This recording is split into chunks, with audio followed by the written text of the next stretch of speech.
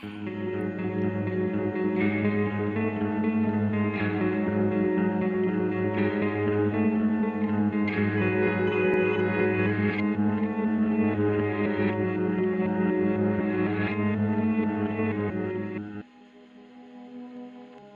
guys, welcome back to Spooky Tuesday, a weekly podcast where we're breaking down all of our favorite slashers, thrillers, monster movies, and black comedies on the new scariest day of the week. I'm Sydney Thompson. I'm Monica Height.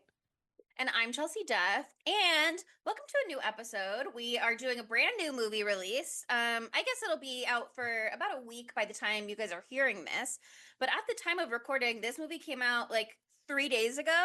Yep. So very fresh, very fresh. Fresh. We're really our finger on the pulse of horror baby. right now. On the trigger. Well, I wanted to do a new release. Not that we didn't earlier this month, but I really wanted to do a new release because there's so much coming out in March. But scheduling limited our options. But I think I'm really glad with where we ended up because this movie was super interesting to me. It's called Slanted.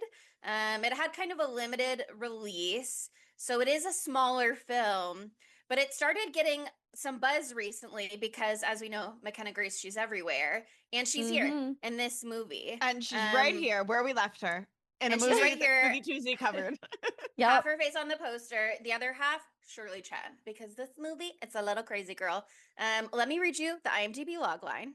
It reads, an insecure Chinese-American teenager undergoes experimental surgery to appear white, hoping to secure the prom queen title and peer acceptance. I think the trailer said that it was like a mix between The Substance and Mean Girls, is like how they were kind of pitching it in the trailer. I feel that still after seeing I can see it. Mm-hmm. There were some crazy Substance parallels, like framing wise, even this like plot points in the movie, besides just like body horror writ large. Yeah. Which is so interesting, obviously, because I read an interview with Amy Wang, who wrote and directed this movie, and she was saying at first they were in like post-production already by the time the trailer for The Substance dropped, and at first she was like, fuck, like, god damn it. And then as time went on, it was like, actually, thank God that this happened, because like this idea of like body transformation, body horror, captivating audiences, she said, felt like opened a lot of doors for this movie to get the release that it did get. Totally. I could totally see that. Yeah. People want this. People want this type of freak shit. But it is kind of a smaller release. I saw it twice, actually, though. And oh, great. I know. I saw it once, and then there is like a reveal in the movie, and someone in the theater was like, I knew it! And I was like, oh my god, were there clues? And then I was like, well, maybe I'll go back and watch it again. I don't know. It'll depend if I have time. And I finished the Oscars last night just in time to rush over and hit the movie theater by the screening. So I saw it twice, and both times the theaters were like relatively full, which was nice. And it was like a good crowd for both of them. But Monica, I know you like just got back from seeing it. Oh yeah, I just got back like an hour ago. I saw it at like 2:30 p.m. or whatever. And there was actually a fair amount of people. Like somebody's bag was in my seat. I don't care. Actually, made me exactly in the center, except instead of one off from the center. So I thank that man. But yeah, there's 2 people in my row. There's like 4, 5 or 6 people behind me on the middle of the day on a fucking Monday. That's crazy. So that made me happy. And I had a very exciting movie going experience because I witnessed one of the most egregious moments of feral stupidity I've ever seen in my life in the movie theater. And that was probably too aggressive, but I did like how I phrased it. So I'm going to stick with it. But we're like, probably like 27 minutes into the movie. Okay. Like we're in it. It's not like it's 5 seconds after the movie started. Like it really felt like we were 30 minutes in. I checked and we were a little bit earlier than that, but whatever. These 2 dudes walk in, they out loud, normal voice. I'm sitting in the middle of the theater. They're all the way over there. Normal voice. They're like, whoa, the movie's already started. That's crazy. They're just talking out loud like they're doing a play or something. Like they're really projecting.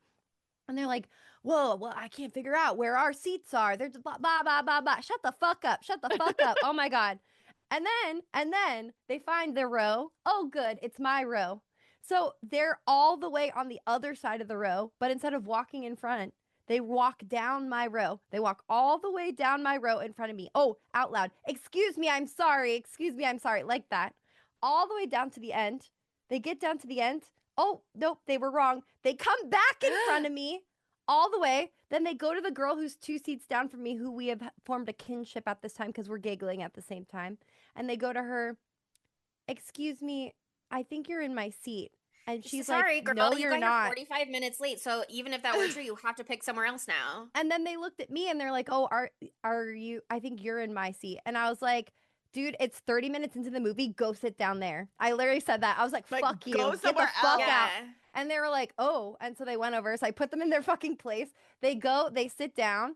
And I'm like looking at the girl next to me. We're like rolling our eyes, like, what the fuck? Like, I'm so sorry. And then like 3 minutes later, they're like, oh my God, out loud again. We're in the wrong theater. They're in the wrong movie theater. What the fuck? Oh my God. And then they get up I mean, and they walk out. And then I turn to the girl and we start hysterically laughing. And I talked out loud and I said, fucking idiots. And then the whole theater became friends because of it. These are the dumbest cunts I have ever seen in my life. Anyway, it was pretty funny though, so it's okay. I was about to do my little, people got too used to the 30 minutes of previews. Now they show up whenever they want to. But I guess it makes more sense if they were in the wrong theater. Like maybe they were on time for their movie. Yeah, because right? the guy was like, because I heard it, because he was yelling. He was like, oh, don't worry. It must just be the first 5 minutes. We're fine. No! It's 30 minutes in! And this is Slanted! I feel like you two random white dudes were maybe not 30 here. Minutes. That must have given him the shock he needed. Imagine, I want to look at the schedule for the AMC today and see what was also playing at that same time and see what they thought they were going to see, because they're not like a million Slanted screenings, so they must have been so fucking confused. No, it's all Auditorium 10, the Burbank 16. Right. Anyway, what an experience. What an experience. But yeah, this was, you know, like we were trying to decide between doing this and doing Undertone, which both came out this weekend. And Undertone is definitely a much bigger release, and I personally loved it. I really, really liked it a lot, but I'm really glad that we did this movie because, like, I want to support indies, 1, and 2, I think this is a really interesting concept and a really important one, and it was so smart and so satirical in a lot of ways. I don't think it's perfect, and we'll get into that, but, like, it was a really interesting and uncomfortable viewing experience, not because of those men, because of the movie. So I'm really, really glad that we did this one, and I do still want to do Undertone. But you know, we've got months and years and episodes to spare down the line. But today, Slanted, We're and maybe here we'll get more people to go see it. We'll be here till the day we die. Well, I was telling the girlies before we started recording, so if you're a patron, you'll probably already hear us talking about this in the exclusive content. But I think Undertone will be a good movie for watching at home once it's on streaming, where you can like be at home with your noise canceling headphones, like fully.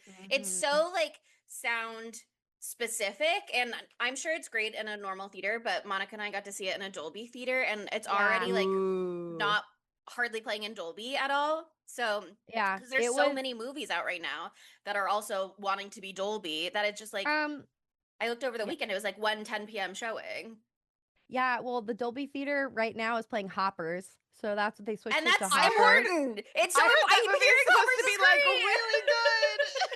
Okay, I gotta go. I know. What a crazy weekend, because we had Undertone, Slanted, Hoppers, and Reminders of Him. Which I'm so excited to see. Oh, Hoppers has been out, and they took Undertone out of the fucking Dolby theater. Now I'm mad. Because Hoppers is that good. Because I've been trying for 2 weekends to take my nephew to see it in 4DX, and he's been swerving me, so that's fine. It's Did he go see Goat in 4DX? Yeah, obviously. Okay. He's a fun aunt. They loved it, which is why I'm trying to take him to 4DX, but his like schedule, he's booked and busy, girl. I'm like, you're 7. What's happening? The most popular 7-year-old in the world. Wow, iconic. But anyway, Sydney, how's your experience? Slanted. Yeah, I had a beautiful in-theater experience, and it was snowing here today in Birmingham. So I braved the elements. She put her life on the line. Yeah. I've had such in theater experiences before. And it was kind of like fun to view it that way because sometimes you're still getting the experience of like being in theater with people. Was there any of No. anything like no? There no laughs or anything? No. Sad. No, Okay. it was just me. Just Sydney alone in the theater. Too bad. It's really too bad. Oh, and I also got to talk to the girl in my row in the bathroom after. And that was exciting. We went to the bathroom at the exact same time and we went into the stalls next to each other. And I was like, she probably thinks I'm stalking her right now. Ew, are you guys dating or? Now we're in love and it was pretty cool. And you guys will meet her on the next episode. I'll bring her in. Can I have a square of TP? And you passed her a sticker under the stall. Yeah, it was very intimate. I love that. She's like, this is really great, but it's not going to help me with my current predicament. But I do need the TP. Yeah. I do need the TP. Yeah. But anyway, I loved the opening of this movie so much. I think it was a really good place to start this because, you know, like obviously we're three white girls watching this movie and wearing blonde wigs right now, so it's not. And I'm blonde all the time. Yeah, like she's blonde all the time. I am blonde underneath here with dark roots, but I felt like I'd go full glam. But like, yeah, just like we talked about on the last episode, like people are saying this is the substance, but like Chelsea was saying, the substance lacked like intersectional like perspective because it was about a white woman. And so like I don't know, it's so important to remind like someone like us, like someone like me, like of this experience of a Chinese American person like forced into an assimilation situation, like coming from China directly to the United States and like, you know, being different, eating different food, especially in whatever state they're in, which seems like middle America. It's not like LA. I grew up in LA. It's a little bit better here, but not very much. I think it might be kind of southern. I'm not sure exactly. But I mean, there's so many details to notice. I think you get a lot of it on a first watch because it's not subtle. My guess would be Midwestern, because if it was Southern, there would be a lot more Black people in the movie. True. Sure. Like, but did you notice the mascot for the school? No.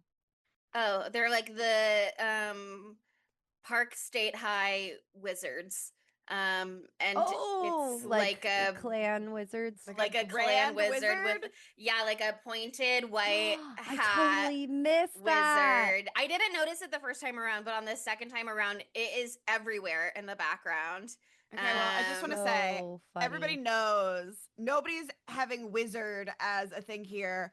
The mascot is a rebel, and it looks like Colonel Sam, like Ole Miss. That's what they do. That's a big thing in the South, is a rebel. Well, but they're not being settled like that in this movie. Clearly. Like, there's literally...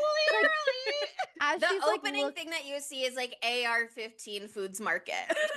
It's literally the font of Whole Foods, but instead it says AR-15 in front of it. It's so fucking funny. Like all those little details in the beginning, like looking through, like you're literally looking like from our main character's perspective, Joan. Her little eyes looking out the window at this little like 7-year-old Joan weird fucking place, and it's like gun thing, like just like all like Christian values types of things, and then like you Stripes get to Junior. Yeah, Stripes Junior, the ads for Stripes Junior with the blonde American flag bikini girls eating that big Whopper. Is that you know? Mm-hmm. Oh my god, that shit's so funny. I love it because one, it's like a very interesting perspective, and you're getting like how impressionable she is, because you're like the like perspective but from which you're looking at things, like literally I feel like you're looking up at the signs because you're a little girl in the car. And I really like the film quality in this movie too. I don't know if it was on digital or on film, but I liked the aspect ratio and like the square. The square aspect ratio and the like film grain kind of thing throughout. I really liked. And you're just seeing her look at this like whole world, and like immediately like everything is white, white, white, white, white, white, white. And she's just so young and so impressionable, and it was just like so crushing, that opening, to see like how like full of life and excited she was to make new friends, and she felt so supported by her sweet fucking dad. That dad is so sweet. The mom is so sweet too. Her too. parents are so good. Her dad is hot. Her dad is hot. He's a Her dad babe. is so hot. Her Also, dad's her super mom is hot too. She's beautiful. But her Yeah. dad's hot. Yeah, Hot. I was like, okay, and he's silly. I was like, oh my god, hot dad, hot. And a silly man that dad. knows how to clean, also hot. And he can sing and play the guitar, make up little songs. Silly, goofy boy. I love him. But she's like so excited and so sure that like it's gonna be okay, because her parents are like, you're amazing, everyone's gonna love you, we love you. And then just to watch her get shot down, like literally immediately, by fucking what's his name, Jeremy or some shit. Jeremy, yeah. Okay. This has to be like, I want to know the timeline of this, because when she's little, it's 2015. I know that was. And I mean, like, I am K-pop aware that is was 11 years big, ago, and I get she's Chinese, but you know what I Yeah. mean? I was like, I just feel like it would be like way more accepted. Yeah. No, I man, I think mean, like, it is one of the. Here's the thing: Amy Wong immigrated with her family to Australia when she was 7, and then she came to America in like 2015. So it's kind of like a mishmash of experience of like her when she was 7, moving somewhere new where she needs to like assimilate into a majority white culture, versus like her coming to America as an adult, looking at things as an adult, and those kind of what America can look like to an outsider. I mean, it's hard to escape American culture even outside of the United States, because it's so predominant in media. But I think it's kind of, I don't know that it was a mistake to like pin it to 2015, the prom, because I think they needed to say like something to establish 10 years later. they wanted but the I modern don't think part they to be needed modern to to be today. Yeah, I don't think it is like trying to be like this is what 2015 looked like necessarily. Because it's very clear from the beginning. They're setting this up to be like, this is definitely a tinky bit hyperbole, because it's AK 47. What am I saying? I don't even know what it's called. Gun. AR-15. AK-47. Is that a thing? What Freedom am I saying? beans. Yeah. I don't know. Freedom beans. All this stuff. It's all like hyperbole. So we're in this sort of like magical realism world in a way where like it's based on reality, but like also I think not really. But I also think that like again we're like 3 white women, like even if she wasn't getting like the horrible eyes thing that Jeremy or whatever the fuck he does to her while they're saying the national anthem, just makes it like so fucking overt and crazy too. And but, she's like, looking at the like Norman Rockwell photos of like American children on the walls, all painted all over the wall. There's not only white people everywhere. If you set this in like the early 2000s, when like I was in like or like even the late 90s, that would make perfect sense to me. You know what I mean? Like, I get it, but like I think it's gotta release that, because it has to be 2025 for the 10 years later, because of the social media aspect and Instagram aspect of this. So I think that's why it had to be when is it the was. year of our K-pop demon hunter. But that's the thing, Sydney. Like, but still, white people don't know it's all Asian. So they probably would be. Still, that's like, the thing. White people don't know. Let me finish my point. I was getting towards something, I promise you. But like, even if it is like hyperbole or whatever, like the microaggressions that people are definitely, like people of color are definitely experiencing all the time, can like feel as loud as these super overt things that we're seeing. Because the people who are watching this movie are not just Asian people, are not just people of color who know what this is like. It's white people too. So they're making it a little bit maybe larger than life to really drive it home. But I really do think people are just that overtly fucking racist. Like, kids are terrible. Like, when you're little, like, Everybody has a sandwich on white bread, and she has the most delicious meal in the cutest box I've ever seen. I know, so ever. good. But like little kids are fucking idiot assholes. They're literally they're like, oh, kids are so innocent and pure. They can be really mean when they don't understand other things. A lot of it comes from just ignorance, but like it doesn't mean that it doesn't have horrible ramifications, which we see throughout the rest of this film and just every day. But yeah, I thought like starting it there with her childhood is like so perfect because otherwise, like, it would have been harder to understand how she gets to the point to make the choices that she makes later on in the film. But you have to understand like how vulnerable she was from moment one. So I thought it was a really good opening. I also think it's like I mean I love that entry point of her like 7-year-old new to America, eyes looking around, seeing AR-15 Foods Market, Freedom Beans, etc. Like all of the Carl's Jr., Starbucks, like all of these obvious things that are in many ways like Americana translated to this satirical level, as just an entry point to the world that we're in this movie. But then it doesn't end there. It like brings her later in the day after she's had this rough first day at school where she's like being othered. People are like doing racist gestures to her, going like stinky food. But then for They her to all go like visit her get up dad. and leave the table from her food. Like it's Which so is wild. Yeah. She goes to the high school where her dad has been hired to work as a janitor, and it's already like this culture clash of like, oh, you already forgot about the Dragon Boat Festival, which is supposed to be tonight. We've only been here a month. You're already forgetting about like these Chinese cultural experiences we're supposed to be sharing together because he has to work late. Blah blah blah blah blah. But for Joan to like make that decision where she's like, and this is the moment I start lying to my parents about my experience, because she decides to tell her dad like, oh, it was fantastic, I made so many friends. And then also to like release her to wander around school, where she then has this like magical moment of, it turns out today is prom and she's walking in and it's prom, and this, look at this beautiful blonde girl, this is Monica by the way right now, this beautiful blonde girl in a yellow dress, and everybody loves her, they're shouting her name, they're clapping for her, like everybody could love you if you looked like this.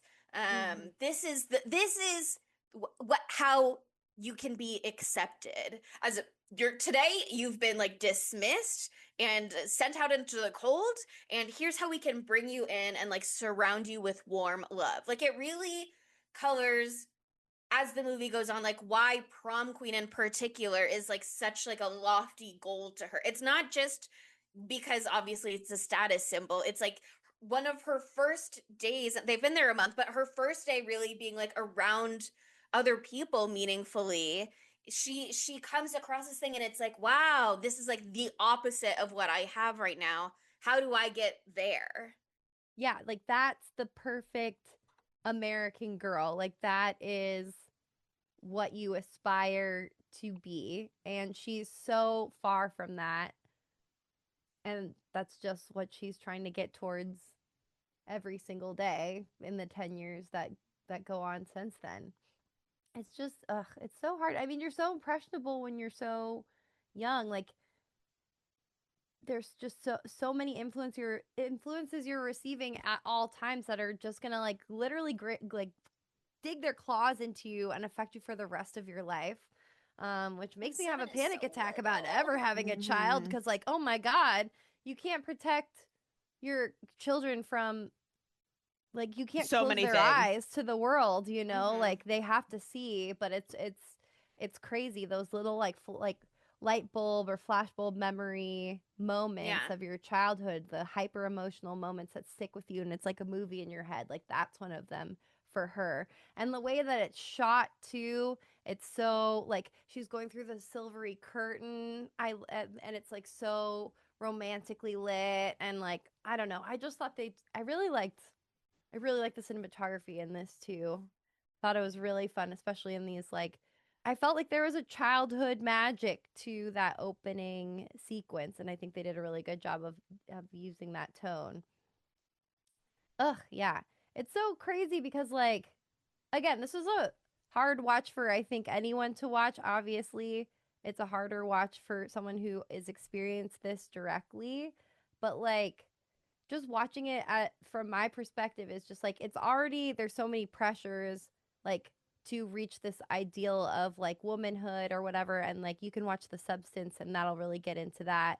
But like then there's these like 15 different extra layers that are added on as a person of color, and like I don't know, I thought this was a really good movie to watch, just for, you know, for white people to watch, just be like, hey, remember, you think it's bad for you? Hey, just a reminder. Yeah, Not well, that it's bad. interesting because when we did our trailer review and I posted it on social media, I was like looking to try and see like what the hashtags were just to get the word out. And then I started getting the algorithm was giving me like a lot of content about Slanted after that, and I was seeing a lot of people being like, I wasn't sure if I was interested in this movie until I saw the trailer and there was like an old white person in front of me who was like horrifically offended by the concept, and then I was like, okay, like now this seems like something that is maybe important to explore, maybe important to be engaging with instead of being like, what? But I don't. It's also just like the conversation about immigration in America right now is so unbelievably fraught. Like what you need to Oh do my to God. assimilate, but also not that it is new to Trump, but this very like Trumpian concept of like, well, you're never going to be assimilated enough. You can be born here, and if your parents aren't also born here and their parents born here and their parents born here, then you're also not American enough. And And even there's like, then, if you don't look like yeah, what we Yeah. want you to look like, you'll never be American enough. They just yeah. keep taking the goalpost and moving it and moving it and moving it and moving it. How do It you is get to a moving target? It's like almost impossible. It is impossible.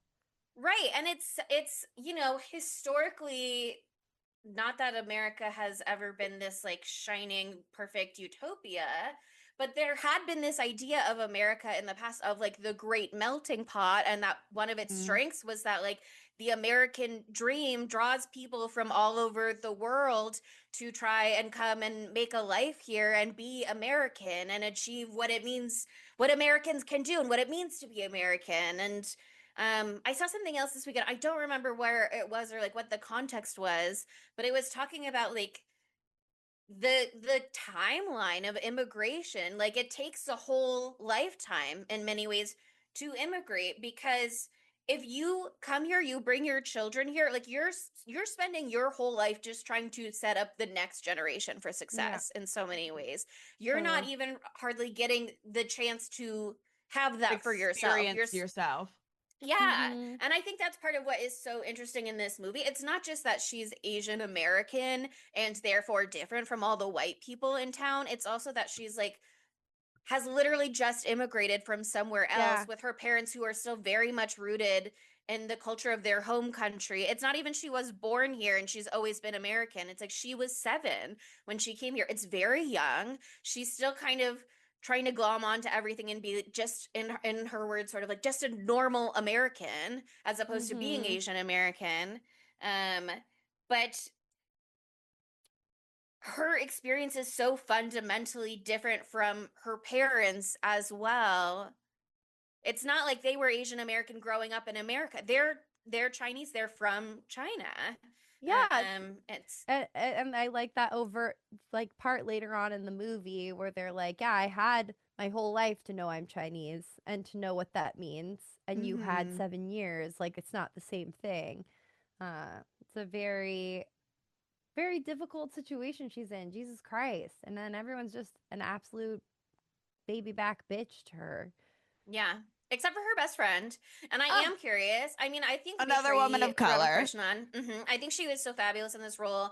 I think her role as the best friend is like wonderful and fun and a really good contrast and like a really good moment to make Joan slash when she later becomes Jo like question what her beliefs and her values are and how do my thoughts about myself actually reflect on the people around me as well. We see that with her parents too. But I'm more curious about her experience too. Like I wonder like how, she's also a woman of color in this small town. Is she also a children of immigrants? Like how long has her family been here? How long has she lived in town? I don't know. It was because Joan is, I don't know if she's like first generation or if her parents, she and her parents, I guess, would both be first generation. Yeah. Yeah. But I don't know. We didn't really get any of that from Brenda. We just got her experience as a woman of color. But I thought she was great. I thought she was so great too. I love that actress though. I've never seen Never Have I Ever. Is that the name of the show? Mm-hmm. I think she's just so good and she's got a great energy on screen. But I think we can glean a little bit from the styling here to understand her character more because they really don't give you that much. But like it's very clear to me that oh my gosh, what's her character's name? Brenda. That Brenda is not aspiring to this whiteness ideal in the same way that her bestie is, that Joan is, because she has like a very specific and developed sense of style that is very funky and eclectic. And additionally, she's not afraid to like eat whatever food. She literally buys Joan's lunch off of her every single day and eats it, which I would do the same thing. That shit looked so good. I was fucking starving in the movie theater. Oh my God. I'm like, okay, so she's so got the good good in this food. Yeah. But like she like has her other interests, like which is graphic design, and she's really good at graphic design, and like she can see her best friend for who she is and like make her make her that funky poster or whatever. So she, I feel like, has her own like sense of self in a way that like Joan doesn't. And I know that sounds really harsh, but Joan, I think, has just been always aspiring. It's not like she doesn't have a personality. She obviously does. She has a best friend. She does things, whatever. But like, look at her pictures on her wall. Sense of self. I don't think she does either. And I can relate to that. I had a very weak sense of self in high school, and it's like really easy to be pulled all these different ways, like when you don't know who you are yet. But like, look at her pictures on her wall in her bedroom. It is a gorgeous mural, beautiful collage. Girl, a photo of Olivia Rodrigo. Only white pop stars. But like all where's the K-pop girlies? Where's the idols? White people. It's just big, huge picture of Taylor Swift. They show another perspective of her room later. It's Sabrina Carpenter. Like Lady Gaga's on there. Blonde white women. There's some brunettes in there. That's it on diversity though. But even the Ariana Grande was like, I think it was like the sweetener poster during her blonde phase. You know what I mean? Yeah, even exactly. That. Yeah, it was during Ariana's white era. Yeah, and Ariana is not Latina. Don't forget. Blackiana? She's Italian. She's got all of her different phases. But she was even Korean at one point. Yeah, she had an Asian phase. Remember that? But yeah, I think that Joan doesn't have a sense of self. She's not. Yeah.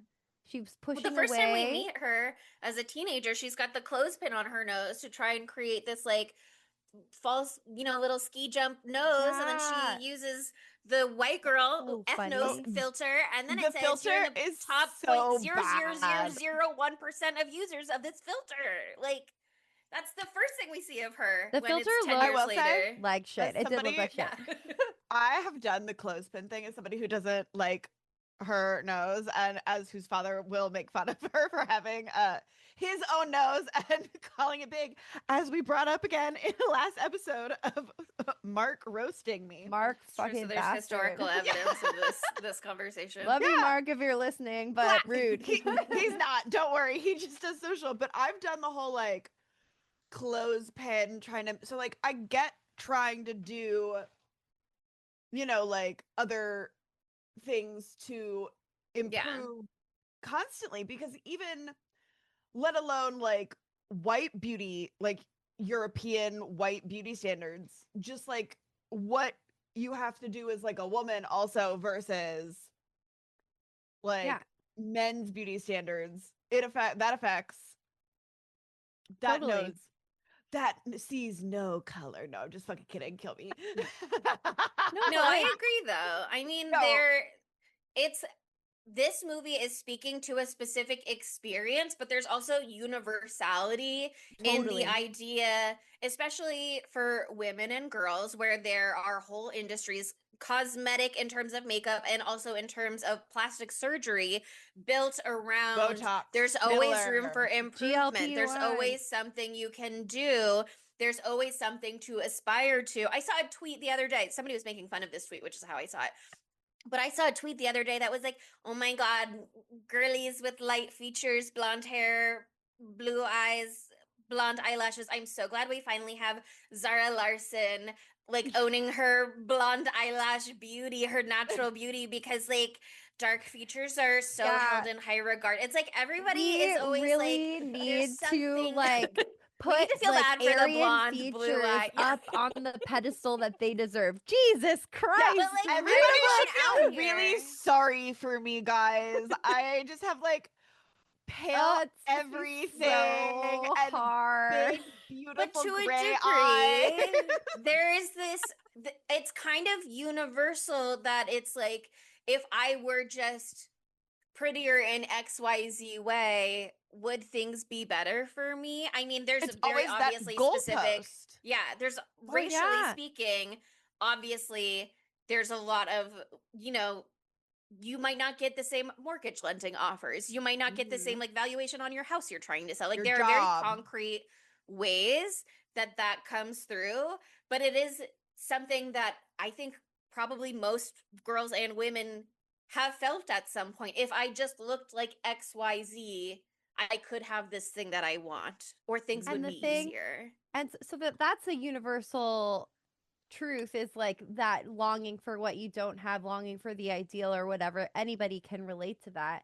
And the thing that this movie does a really good job of driving home, and something that I've experienced in my own life but not exactly in the same way, is like if Joan goes and she meets those ideals and she gets everything that she wants. Yes, there are a bunch of bad things, but all the things that she thought would happen happen. You know what I mean? She gets the boyfriend, she gets the friends or whatever. Like I struggle with body image stuff all the time. Me too. And yeah.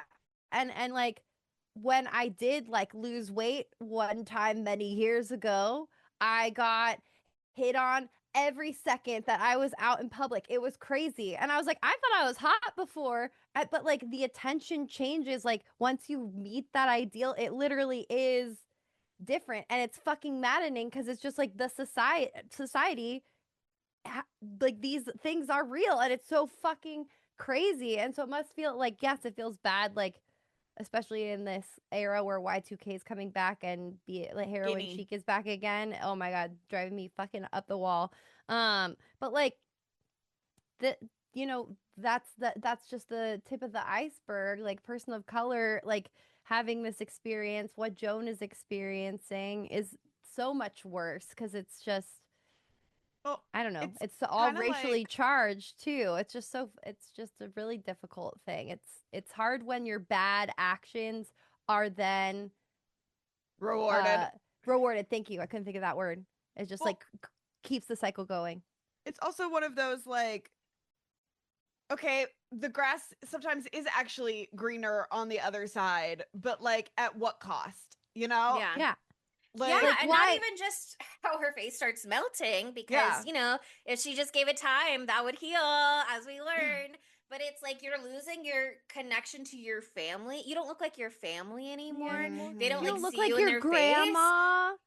Even if it's like devastating. Yeah, even if it's not even like I can't see your grandmother in your eyes anymore, which is a heartbreaking line from her dad. Just what we see with some other people later on of like it's hard to keep people in your life once if you have the ethnosurgery where you go and become magically a white person. In the span of 30 minutes. You walk out and you're white, no recovery time. It is really hard to maintain relationships with your family members who don't subscribe to that idea, because what are you gonna do? You're gonna like you've rejected them. This is my Chinese mom and my Chinese dad. Don't ask any questions about how I'm their daughter. Am I adopted? No, or yes, or you know what I mean? It's like obviously it's not existing in reality in the same way that the substance is, where it's like she is going by a new name. It's not like she needed to like re-enroll in school and social security number, blah blah blah. Like we're obviously glossing all over that because that is not the point. Yeah. But there are these like these real world implications that still happen in the movie of you've rejected a part of yourself that is inherent to this other person you have a relationship with, whether it's your parents or your best friend. That's going to impact your relationship with them. Even if you think that you have everything that you've wanted, have you really thought through what that means? You get what you want, but what do you lose? It's such an interesting idea when we get to ethnos, though, and we like get the pitch where I mean, I want to talk about all of the details, but like the thesis statement of it being like, we believe in equality and we believe that everyone should have equal opportunities, which is why we're making everybody white. Like that that is a crazy way to pitch it, but you can understand how you want me to fix all of society? How am I going to fix all of society right now? Look, I can fix you. That's so fucked up. Changing racism, that's a much larger project. However, I can eliminate racism from your life by making you white. By making you no longer susceptible to it because, like, oh my God. So hilariously written, all of that. I love the guy who plays the head of ethnos. He is Dr. hysterical. Yeah, Dr. Singer. Willie Singer is his name. Our Keith Harris, shouts out to him. He was perfect. He was so good and so creepy and so insane. And all those testimonials, the testimonials. An NBA player never looked my way before ethnos. And now one just texted me right now. That's crazy, girl. Even the animals treat me different. The lady who's the veterinarian. And I loved that one guy. I think about this so much. I've like one of the men in one of the testimonials. He's saying like, my fiance's parents rejected me at first, and then I went and I had white surgery, and I came back pretending to be a whole new guy. I guess I just hope we won't have children. Like there are these other implications that are still here that exist in the real world where people get all of these like surgeries, skin lightening cream. There are all of these things that it's like there's obviously not this white surgery in real life, but there are all of these sort of equivalent procedures that people get to get rid of their hooded eyes and stuff like that. And it's, you can change how you look, but ultimately you can't change your inner self in that way, and that person is still there, and that is going to have long-lasting implications. Like it's such an interesting way to introduce it to the conversation. And it's such an interesting, oh no, that's not the word I was trying to say.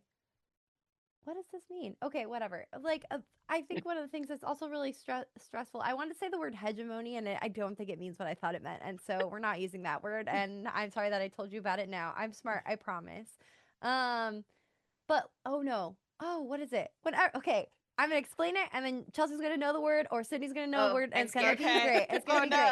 It's going to be great. But, like, basically, like, talking about all this, we're talking about all these different procedures you can get, all these, like, little steps you can take to get you closer, claw your way closer to this ideal. And along the way, you're getting closer and closer, and everybody else is trying to get closer and closer to whatever this ideal is. And then all y'all bitches look exactly the fucking same. Instagram face. Yeah, it's like why do I want to say it's like everyone looks the same, like all the sameness. That's the word I'm trying to think of. I thought it started with an H, but I don't. It's not hegemony, which means leadership or dominance, especially by one country or social group over others. So kind of, but not really. No, but yeah, but it's just like as we reach towards the same thing and change ourselves along the way to reach towards this same thing, we all become more physically similar. And how boring is it to have a world of drones where we all look the exact same? No shade to anybody doing any plastic surgery. Do what you want to do. I think people should do what they want to do, but they need to examine why they're doing it or why they want to do it. Because it's like, I just think that the differences that people have is what makes the world special. Like, that is what makes life worth living, is being different from the other person. Otherwise, what are we going to talk about? If Sydney and I are the exact same, even though we are right now because we're both beautiful blondes. We all three of us look exactly. Monica, how are you not calling everybody Sydney? Normally, you it must be so confusing. I'm so confused. I'm so confused. There's a reason I haven't used anyone's names except for I did right now, so never mind. Sydney still has bangs, thank God. Sydney, thank God. It's the bangs. Yeah, that's the only reason I got it. But like, what are you going to talk about? The same thing back and forth? Like, it's like that part at the end, which I won't say too much about. They're in their all white house where everything is beige or white. Like, it's just the chicken, the mashed potatoes, the milk. Everything is bland and the same. And like, how will we learn? How will we progress if we're all just doing the exact same thing? Like that, like sameness leads to stagnation. Like, it's just, you can't like, like, if you have a meeting of minds and the two minds are the same, like, what's going to come from Mob that mentality? Yeah, there's no new idea that's going to spawn from that. I mean, maybe, but like, you get what I'm saying. Like, it's just, it's a fruitless pursuit to all come to try to reach this same point, because then you get to the top and everybody looks like Barbie, and then then everybody looks like Barbie. That doesn't make you special anymore. It's just, it's so frustrating. Society is so fucked up, and it's looking inside and trying to love what you've got going on is the number one thing. But obviously, when it gets into race and like structural racism and all of that, it's a lot more complicated in that what's coming at you like from the outside. So I don't know.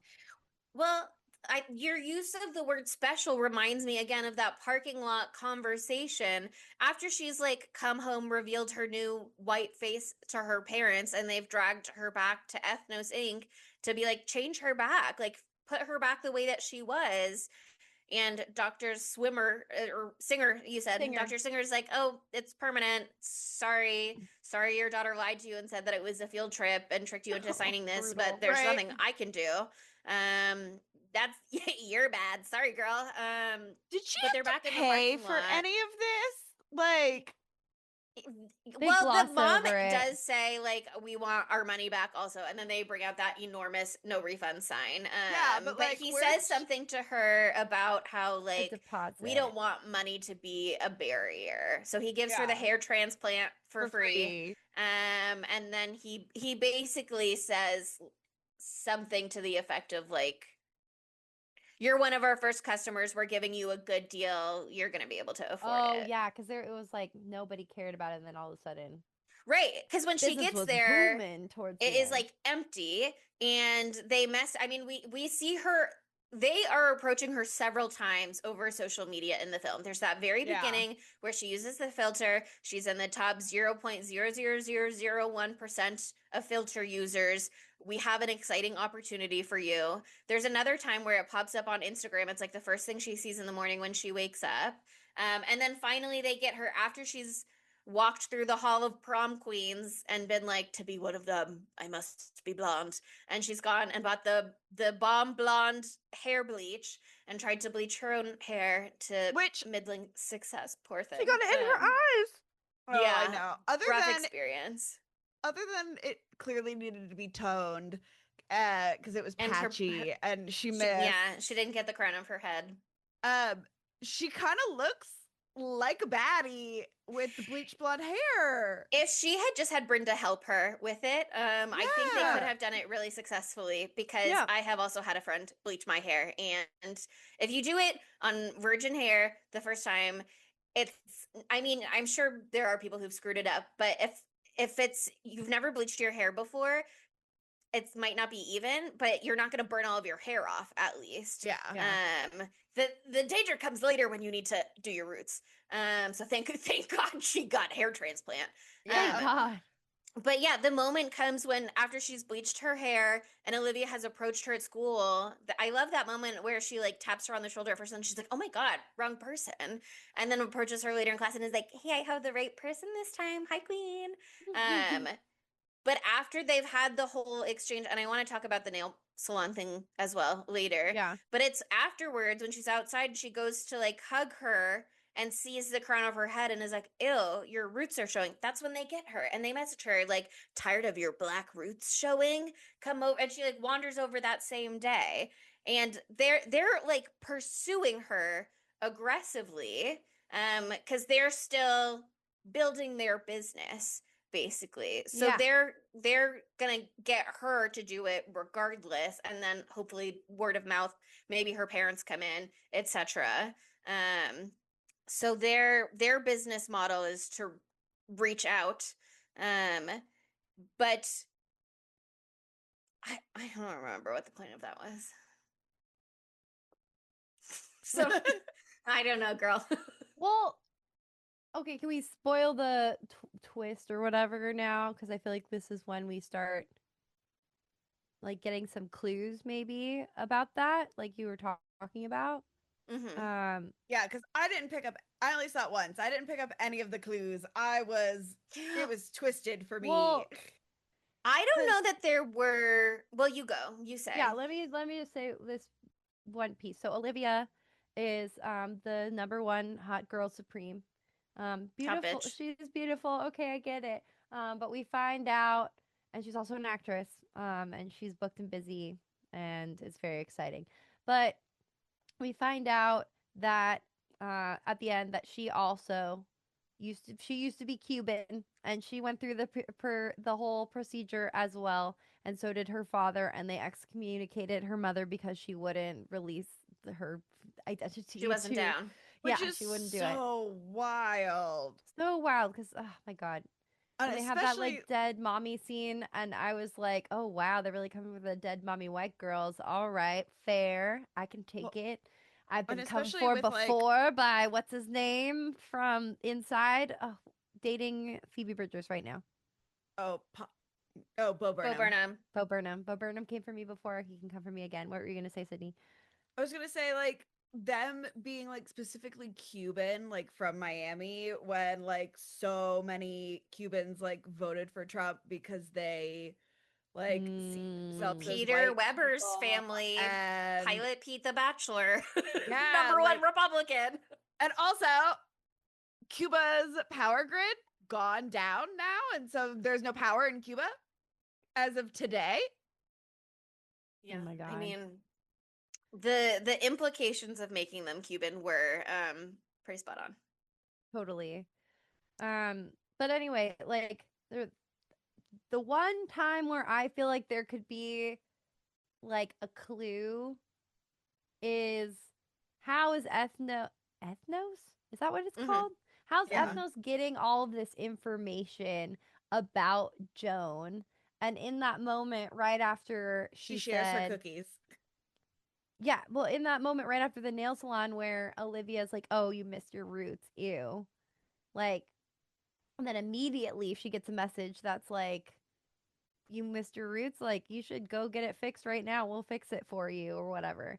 I think that part, like, in retrospect, I think that Olivia and her dad, because they got in on the ground floor, are, like, recruiting for Ethnos. And maybe that was, like, part of the deal. I think they're feeding information to Ethnos because she's on her phone all the time. Like, I feel like she could have sent that message or something like that.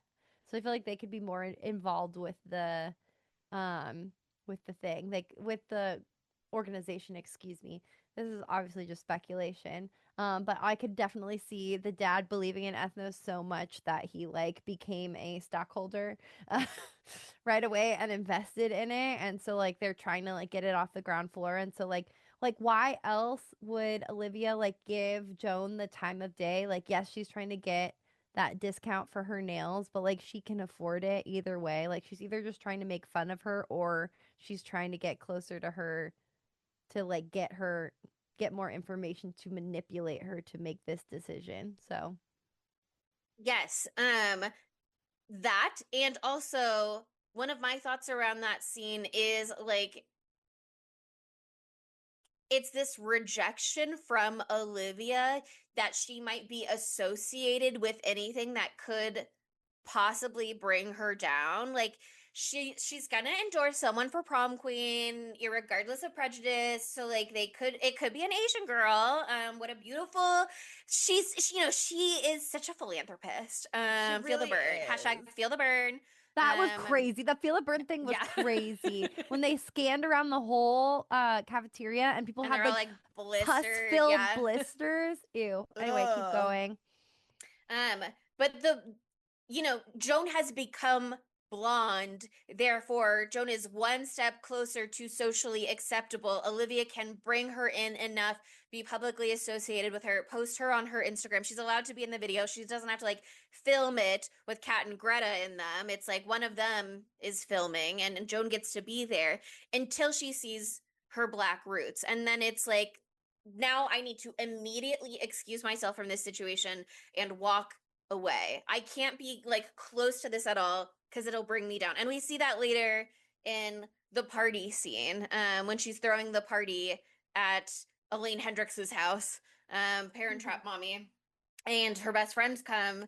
And that was one of the things that like the director talked about is of like a triggering experience for her working on this movie is this idea that like you show up to a party and you're immediately told like you can't be here, like you can't even be in the same area as us. But one of the things that I was bringing up earlier, sorry, I'll circle around to everything in time. Cook but Queen, go for it. The idea in the parking lot after she's had the surgery, when she's fighting with her parents, and her mom says, being Chinese is what makes us special. Like that is part of like the beautiful tapestry of life, blah, blah, blah, blah, blah, varieties of spice of life, etc. But like that is the thing that was something that they had that the people around them in their community didn't have. Even if there's a spot down the street that sells taro cakes or whatever, we see that this is like a very majority white community. This was like their thing. This is part of their identity, their history, their culture. For her to like strip herself of that, it puts her in this really kind of like no man's land place. And we see with Olivia after that reveal the way that puts her in this like weird place too, where it's like she's kind of here, she's kind of not here. She has to be careful to like maintain her position to a degree. But also I think the nail salon thing is so interesting because it's like she invites Joan so that she can get the locals discount, because there is this like one thing, even though Olivia has this like white privilege now that she's had her ethnosurgery and introduced herself new to town as like white girl, head bitch in charge, beautiful white girl. It's still like, and I will use that privilege to extract what little privilege other people have. You have access to this thing by virtue of where you're from that I don't have access to as a white girl, and I'm still going to use my like social capital as the white popular to get that from you. I don't know. There's so much going on in this movie that I find so interesting. Totally. It's so, I think it's gotten a lot of criticism for like being so overt with what it's trying to say and like not like hitting you over the head with it, but like AR-15 foods market. Okay, like that's like a pretty Prayers overt. and Ammo is one of the stories that we see later. Oh my god, that was my favorite one. That was so fucking funny. That was so funny. But like people like Roger Ebert gave this like a 1 out of 5. That's why earlier I was like, oh shit, I just saw a crazy review. He said like, oh, it's like blunt, and what did he say? It's like right here. Race play thriller botches its high concept thing. Like, oh, he just like really came for him. And like I don't think it's the most like perfectly argued case or like deftly handled thing. But like even though it can be really like banging you over the head with the points, it can be super nuanced. There's moments of like beautiful nuance as well where they do handle things really well. I think it kind of devolves a little bit at the end and loses a little bit of its momentum. Because part of this is because it's an uncomfortable movie to watch, and that's the fucking point, is to make you feel bad. It's a horror movie. But like this one specifically, watching it as a white person, being like, I'm a part of the problem that is causing the strife in this film. Like that's so cool. Love that. I was looking at my watch every 5 minutes because I was like, when will it end? When will it end? Because it's so anxiety producing. But then also it was because it did, I think, really slow down for a minute there once we got into McKenna Grace world. I was like locked in when we still had, what's her name? Sorry, I want to say the actress's name, Shirley Chen, on our screens. But then like I think it meandered a little bit, but still, I really liked it. Yeah, I think I really benefited from a second watch because the first time there was like I was laughing, other people in the theater were laughing. There was a lot that I liked and was entertained by, but when you don't know what movie you're in for and it's been comped to the substance, there's a lot that you're Expecting. scared of the direction of where it's going to go and you don't know yet. And the pace of the movie is it's kind of a quieter film in many ways. It's not sprinting, you know what I mean? It's not sprinting and it's not exploding. It's like dragging you through every moment of pain, you know? It's a slow peel, just like in the movie. And so when you watch it a second time and you know what the pace is going to be and you know to what degree the body horror is going to what it's going to have in the film, you can kind of just like rest into it and it's you can just like enjoy the ride a lot more. I think I was scared of like where it was going to go. I think it had some really good body horror moments, but Amy Wong said she was really limited by both like schedule and budget and what they were able to do. She wanted to do more. I think she's happy with where it ended up, but in a different world with different resources, she would have done more. Totally. I think that like if the peels had progressed in a different way, I think it would have been more visually interesting because they just did that like peel off mask trick like 4 different times, and I feel like it didn't like grow or up the ante. And obviously we're only getting to a certain point, which is the sagging skin. But like again, exactly like what you're just saying, they're calling this like the substance mixed with Mean Girls. I was like, is her arm gonna rip off and there's gonna be a blood fountain? Like like is there gonna be like a Carrie style crazy thing that happens on prom night?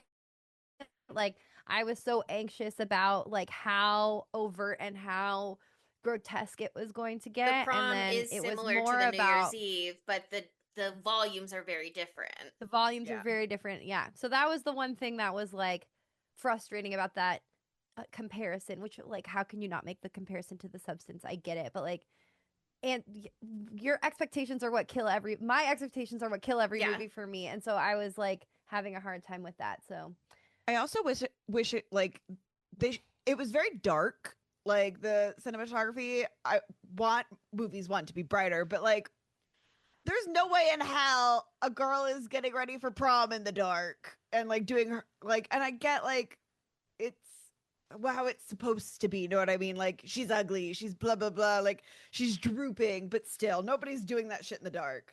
If my face is drooping, I've got 800 lights on my face being like, what is going on? Yeah, I mean, I think the choice that this movie made to split the role between Shirley Chen and McKenna Grace is so fascinating. And I think their choice to bring in white actors to play the characters post-ethnic surgery really drives that point home. But I also have seen people who are like to read into that. Oh my god. Yeah. Like, oh, that actor's role is literally replaced by a white person's role, which is like indicative of the society and stuff like that. I mean, like the lion's share of the movie, I feel like was McKenna Grace. For sure. Yeah. And she gets a big chunk of the like emotional fallout of this all until maybe the last scene where I think that is probably Shirley Chen with blobs on her face to pull away. But so much of it is McKenna Grace, and I've seen people who are frustrated with that style of execution here, who are like, maybe I would have liked it better if they did it like White Chicks style, where they're just putting them in all these prosthetics and pretending. I feel like that's part of the intent of the director, though, honestly. Yeah. I feel like that's like a choice we make with your full chest, being like, look, this is what, like, yeah, she's the one making the decision, and she's also an Asian woman, and so you would hope she wouldn't make that choice, but like that's what society wants. They want you to want McKenna Grace to be in the whole second half of the movie. Everybody wants McKenna Grace. And that's what gets people to watch the movie, because it half stars McKenna Grace. You know what I mean? Like, there's so much to read into it there. And then I also think it adds to the whole like magical realism of the film, where it's like, no, she like literally is a white woman all of a sudden, and she's McKenna Grace of all white women. You can customize. It's not just we're making you white. It's you can customize exactly what you want to look like as a white person. And she chose McKenna Grace. What if that had been it? McKenna Grace. What if that had been in universe? She chose to look exactly like McKenna Grace. and she comes to school and Olivia's like, oh my god, you look so much like McKenna Grace. No, I think it's the execution is so interesting to me, in part because of I can't help but think about like the experience of transgender people in America who undergo transition surgeries and stuff like that. And the discussions around how flawlessly or not flawlessly people pass, and the concept in the past, racially speaking, of passing in the context of the novel, where it's like literally trying to live your life as a white person to experience the privileges that white people get and not face the racism that Black people do. Let's talk about Oscar winning movie Sinners and Mary, even though like she's objectively a white woman, like her grandfather or grandmother was Black, and back in the day, like that makes you a Black person, but she's living as a white person, but she's like right. And so to even associate with them puts her in danger, because then it's like someone might realize that she's not this white person that she's portraying herself as. But the idea in this movie that it's not even just like we make you look white, we're putting you in white face. It's like they're literally whitewashing the role by bringing in a white actor. We are so successfully transitioning you to this other life that no one could look at you and possibly tell anything other than this small period where your face is going to melt and droop. And don't worry, we've got a cream for that and a tape for that. We are not going to tell you ahead of time, but don't worry. This is normal, and it'll sell end. You on the dream that nothing can go wrong once you're recovery white. Time. And you should go to that Michael Bublé concert, by the way. But the way that white people love Michael Bublé. Oh, I mean, I do love Michael as a white person. He does fuck. I do love him. So cringe. Keep going, Chelsea. Move on. But move on. That conversation within this movie is so interesting to me, because I mean, we see by the end of the movie, this place is like overrun with people who want to come in and get the surgery, and they've got the billboards up being like, join us, come be like, if you can't beat them, be them.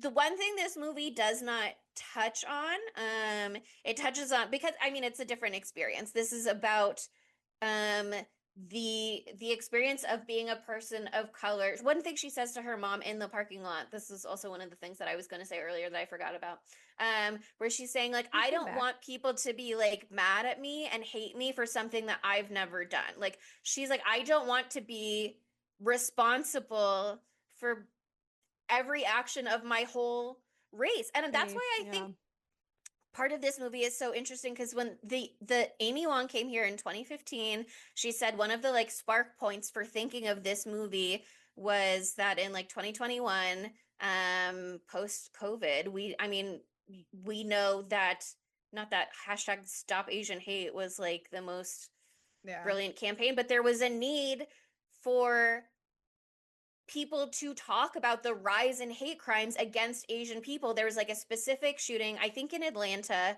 at like a spa, against Asian women that she was referencing, that was like the way that people of color, this happens to everybody because everybody's like, not all men, not all white people. Why do I have to be responsible for the racism of my ancestors? And it's like, guess what? Everybody's held responsible for things that happen to people of their backgrounds and their groups. That's just unfortunately a part of the world that we live in. But that's one of the things she's saying is like, I don't want to be the spokesperson for all Asian people. I don't want to be responsible for the crimes of all Asian people. Like, I just want to be myself. And because she is a 17-year-old girl with limited life experience, the only way that she can perceive not having to have that is to assimilate and be one of the masses and be the blonde prom queen who gets to be upheld as an individual who is not an individual. They're one of the clones, like Brenda calls her out on it. It's just so ironic. She doesn't want to be seen as like one of the like masses or whatever, like be seen as like the same as everyone else in her race, but then like she wants to be seen as an individual, and then she like gets rid of her individuality to become this other person, you know. It's ironic because she's shedding one face to don another, and neither of them, I mean, and it's not who she is. But she doesn't know who she is. She has no idea who she is. She has literally no sense of self at all. Her sense of self is 100% at the whim of whatever fucking Olivia's character thinks is cool at the moment. Is that her name, Olivia? Yeah. Yeah. Yeah. She's just 100, like hanging on her every word. And so it's so hard. It's so hard to be that fucking age. Man, it's so fucking hard. I'm really glad that social media was not as crazy as it is now when I was that age, because oh my god, I just think it would have crushed me. Like, I just don't know how these girls do it, because like there's no like, this is gonna sound fucked up, but like hear me out, there's like no excuse for like looking like you're in your awkward phase anymore, because there's like 400 Correct. I use scare quotes on excuse, as there's like 400 makeup tutorials now, and like every like young girl in like junior high, there's not that like awkward tween stage. It's like glamazon immediately, because like, and also you know how to do all that stuff. You just use a filter and it does it for you. And just like changing what you look like looking at a version of yourself through your phone that looks like what you think in your head you look like is the norm now, instead of like confronting your real face. Like, it's crazy. Nobody thought about what Instagram would do and to our young minds when they created it, but it's just crazy, the cascading effects of social media. I just desperately wanted to be one of those cool scene girls on MySpace. But like my parents, and every time I would try, my parents would like aggressively shut me down and be like, my photo shoot era in high school. Crazy. Monica in a box. Those pictures, okay. That was my tween phase, though. That was me being a weird freak. I posted a whole photo shoot of pictures of me in a giant box. Like, I was stuck in the box and I was trying to get out. There's literally like 15 to 20 pictures of me taking selfies in a big giant box because like we got a new fridge or something. It's the most embarrassing thing of all time, and it is still on the internet to this day. Monica I'm not ashamed about it. I'm not ashamed of who I was. I was a freak. Anyway, God. One thing we haven't talked about yet that I just think is so bonkers, crazy, insane is her "Isn't It Great to Be White" karaoke song "Dream" that she has. Oh my god, that when she's under for the surgery, and then weird. she wakes up and it's like, "It's great to be white," and he's like, "Isn't that a beautiful dream?" But that whole sequence is bonkers, crazy, insane. So fucking insane and so fucking funny. So fun. Like they're doing fucking hilarious woman shit with in a horse head. Another white woman making out with her dog, because of course white people let their dogs kiss them on the mouth. Yeah, that is in fact what white people do. She got us. She got us good. She got us so good, and it's also like the worst song you've ever heard, but everybody loves it. Classic us. The police are a sign of safety. Like, So fucking funny. I love the like when she says like, "Oh, it's so good to be white," and he's like, "Isn't that such a great dream?" Like he has the ability to pump a dream into your brain as he's making you into a white person. Like the science I on believe this he's man. playing that song. I believe he's playing that song to beckon you wonderfully into whitehood when you come out. And I guess whitehood is the appropriate way to say it when you go to Park State High with the Grand Wizards mascot. White Hood just sounds bad. Yeah, girl, it sounds like the KKK. Yeah. That's why they called it that. That's where they got that idea from. That's where they got it from. Oh, God. The one part that I thought was like, obviously it served a purpose, but the party part, one, I want to talk about the gay party part, but we can save that for our segment. Because wow, just a lot to unpack there. Just a lot to think about. But the part that I was like, okay, this is like so over, because I guess I'm used to racist people being like coy about it, you know, like a microaggression instead of a macroaggression. But like the one part of the movie in the party where like all the people of color show up at the same time and Olivia's like, you can't come to the party. I thought that part was like, that part felt like the most like too overt on the nose for me. Like, I don't know how they could have done it differently, but like, I'm not rewriting. That's Chelsea's job. I'm just complaining. But then with the reveal at the end, it made more sense to me because it just shows how Olivia's character like would be that overtly racist. One, because yeah, she's racist, but two, because like she can't be around people of color because it makes her uncomfortable like because she Roots. used to be one of them. Exactly. Yeah. I can't associate it with it or it'll drag me down. And Joan comes to the same conclusion where even though she was just like reunited with Brenda finally just figured out who she is. They're finally like, I'm sorry, like I didn't mean to ignore you. I just don't know how to navigate this. We're still best friends. The second that needs to be public, the second that Brenda is trying to be like, Jo invited us, this is her house. Not really, but this is her house. So that means this is her party and we were personally invited by her. It's like Jo knows that that is going to ruin the social capital that she's been able to amass by sucking up to Olivia. Yeah. Yeah. That part in retrospect made a lot more sense to me, but I was just like, okay, I don't know. It was just like, no, the people of color can't come in. I was like, we're getting like, it's already on the nose, black but I was like, oh my God. Yeah, I was like, Brenda was already in here, but as soon as the black girl comes, it's like, actually, you guys have to leave. Yeah. Anyway, it made sense. It ended up making sense, but I mean, it's all bad still. Don't worry. Ugh. Yeah. Also, if you haven't gone on the IMDb for this movie, you should, because there's just like these series of gorgeous photos of all the cast members that are like they're just really beautiful and they have like funky styling. And I just want to say that the dad looks really hot. Fang Du is his name. Dad looks really hot and he is fine. And just don't want you to forget about that while we're talking about other things.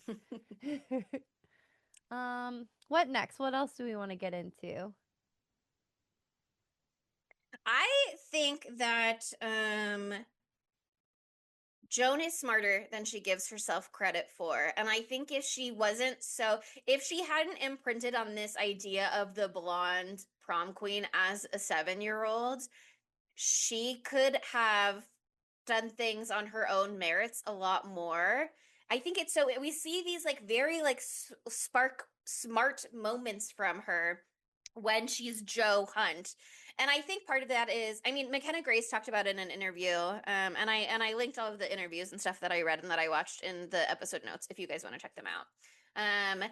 But she talked about how she and Shirley Chen did get together to kind of navigate like what are some mannerisms that are like unique to Joan that they can kind of share. And you see Mckenna Grace at a couple of points through the movie, even once she's Jo Hunt, like pinching her nose, like rubbing at her nose before she enters a scene to kind of just like prepare herself for this. I thought that was a really interesting acting choice. I liked that. But she also talked about how she and Shirley Chen both made like playlists for themselves as part of their like process of getting into character. And she had one that was for her Joan and she had one that was for her Jo. And you really see her when she's like stepping in, when McKenna Grace as Joan is stepping into the character of Jo, this like other confidence comes over her where she's like really deftly able to navigate these social situations that she would not as herself, because she's like, the way I'm perceived is different now.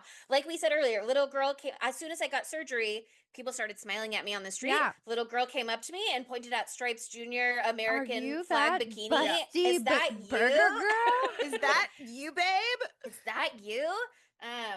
But she has these really interesting moments. One of them is at the party when she like goes and whispers to the boys in the pool to squirt all the ladies so that she can get Olivia on her own and like get in there to have the prom queen, which is her idea earlier when she is herself as bleach blonde black roots Joan at the nail salon. She's the one that like enters this into the idea. She's the one that's like, you could get bribes, girl.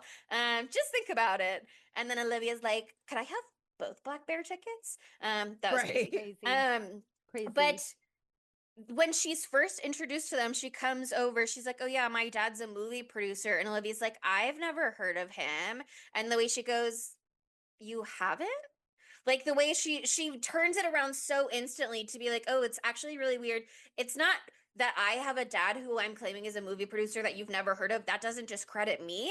I'm actually going to use it to discredit you by going, that's kind of weird that you've never heard of him.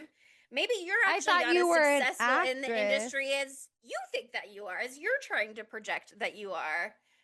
But she has a couple of those moments, and I wish that she could see that in herself when she doesn't have the like confidence mask of feeling like she already fits in at that point. She doesn't give herself enough credit.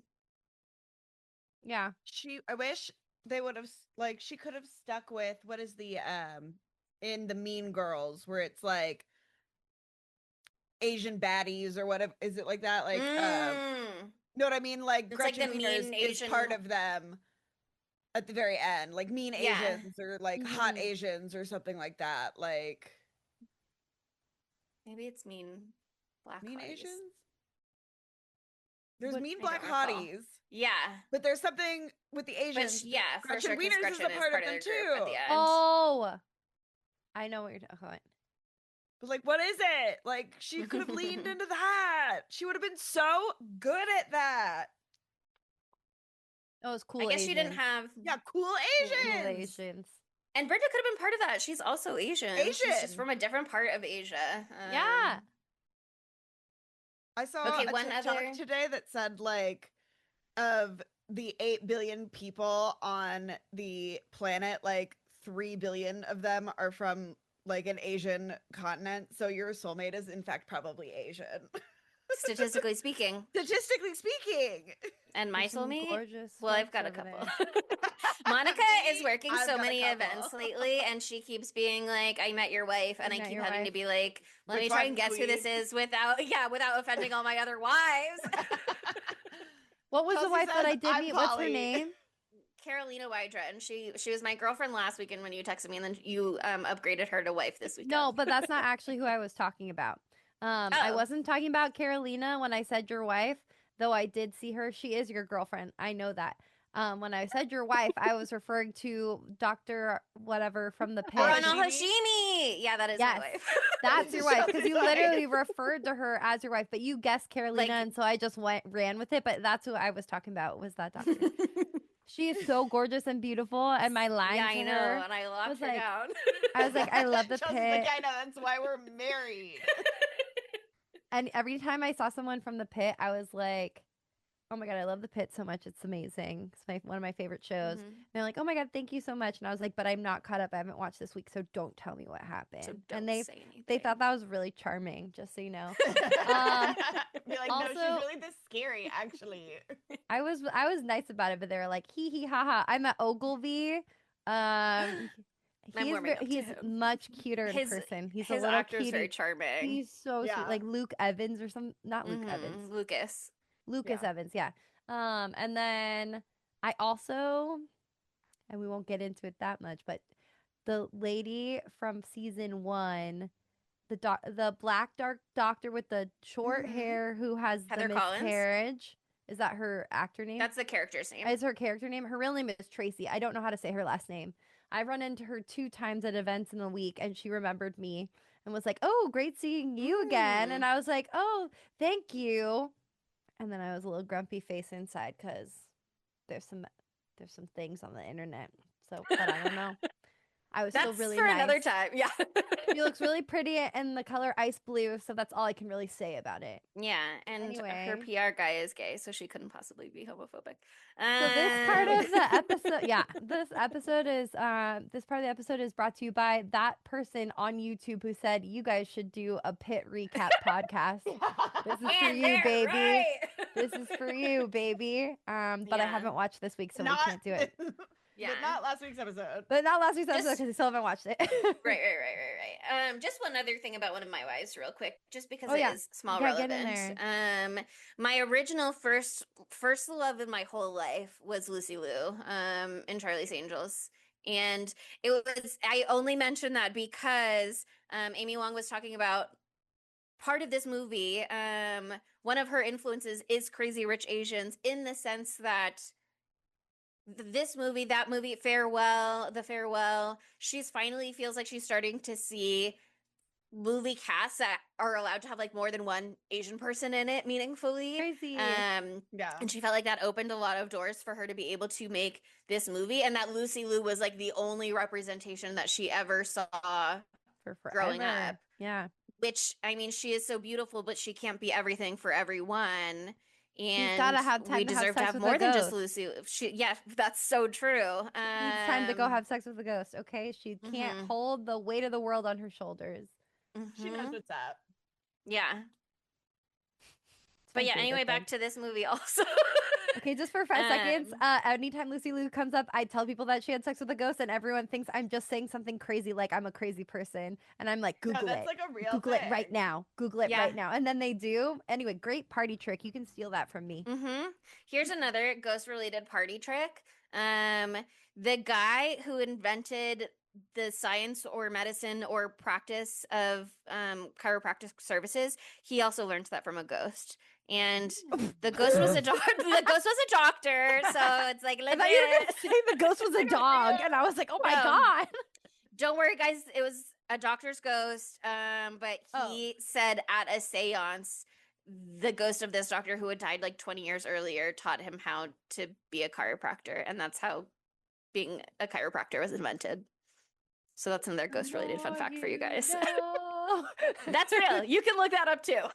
Google it. I love the internet. Oh, okay. That's crazy. Okay. Should we talk about the end? No, not yet. No, never mind. What? What's next, Chelsea? Yes. Tell us. Well, this is something that I think is interesting in this movie, and also like heartbreaking, that we just haven't touched on much about the experience of being, I mean, she is an immigrant herself, but also being the child of immigrants. Because I was thinking about the party, so I was thinking about Elaine Hendricks. The way that she's put in a position to, and also her being smart, the way that she's put in a position to be like translating for her parents in many scenes, but particularly in the scene when her dad breaks the vase or whatever it is, and he cuts his hand, and he's saying, tell Harmony that she can take it out of my paycheck. And she's put in this position, and it's like she knows to some degree that their financial position is like tenuous, maybe. They certainly don't have the resources that this woman has, traveling all over. Look at her. She goes to Asia, and she goes to she meets little African children. Look how many pictures of Black people are on her wall. Right. That is Look so at all creepy. of this art from all over. See, I love diversity. Don't break any of my things ever, even accidentally, or I'll fire you and you can't work for me or any of my friends. And you have to come over and clean puke out of the tub.